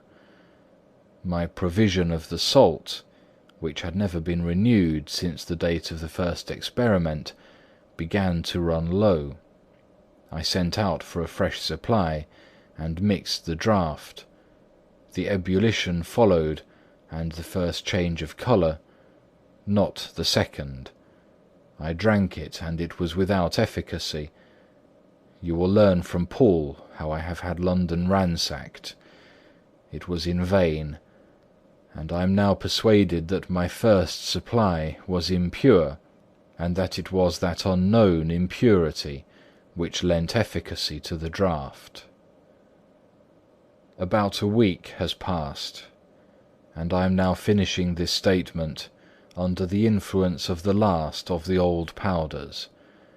This, then, is the last time, short of a miracle, that Henry Jekyll can think his own thoughts, or see his own face, now how sadly altered, in the glass.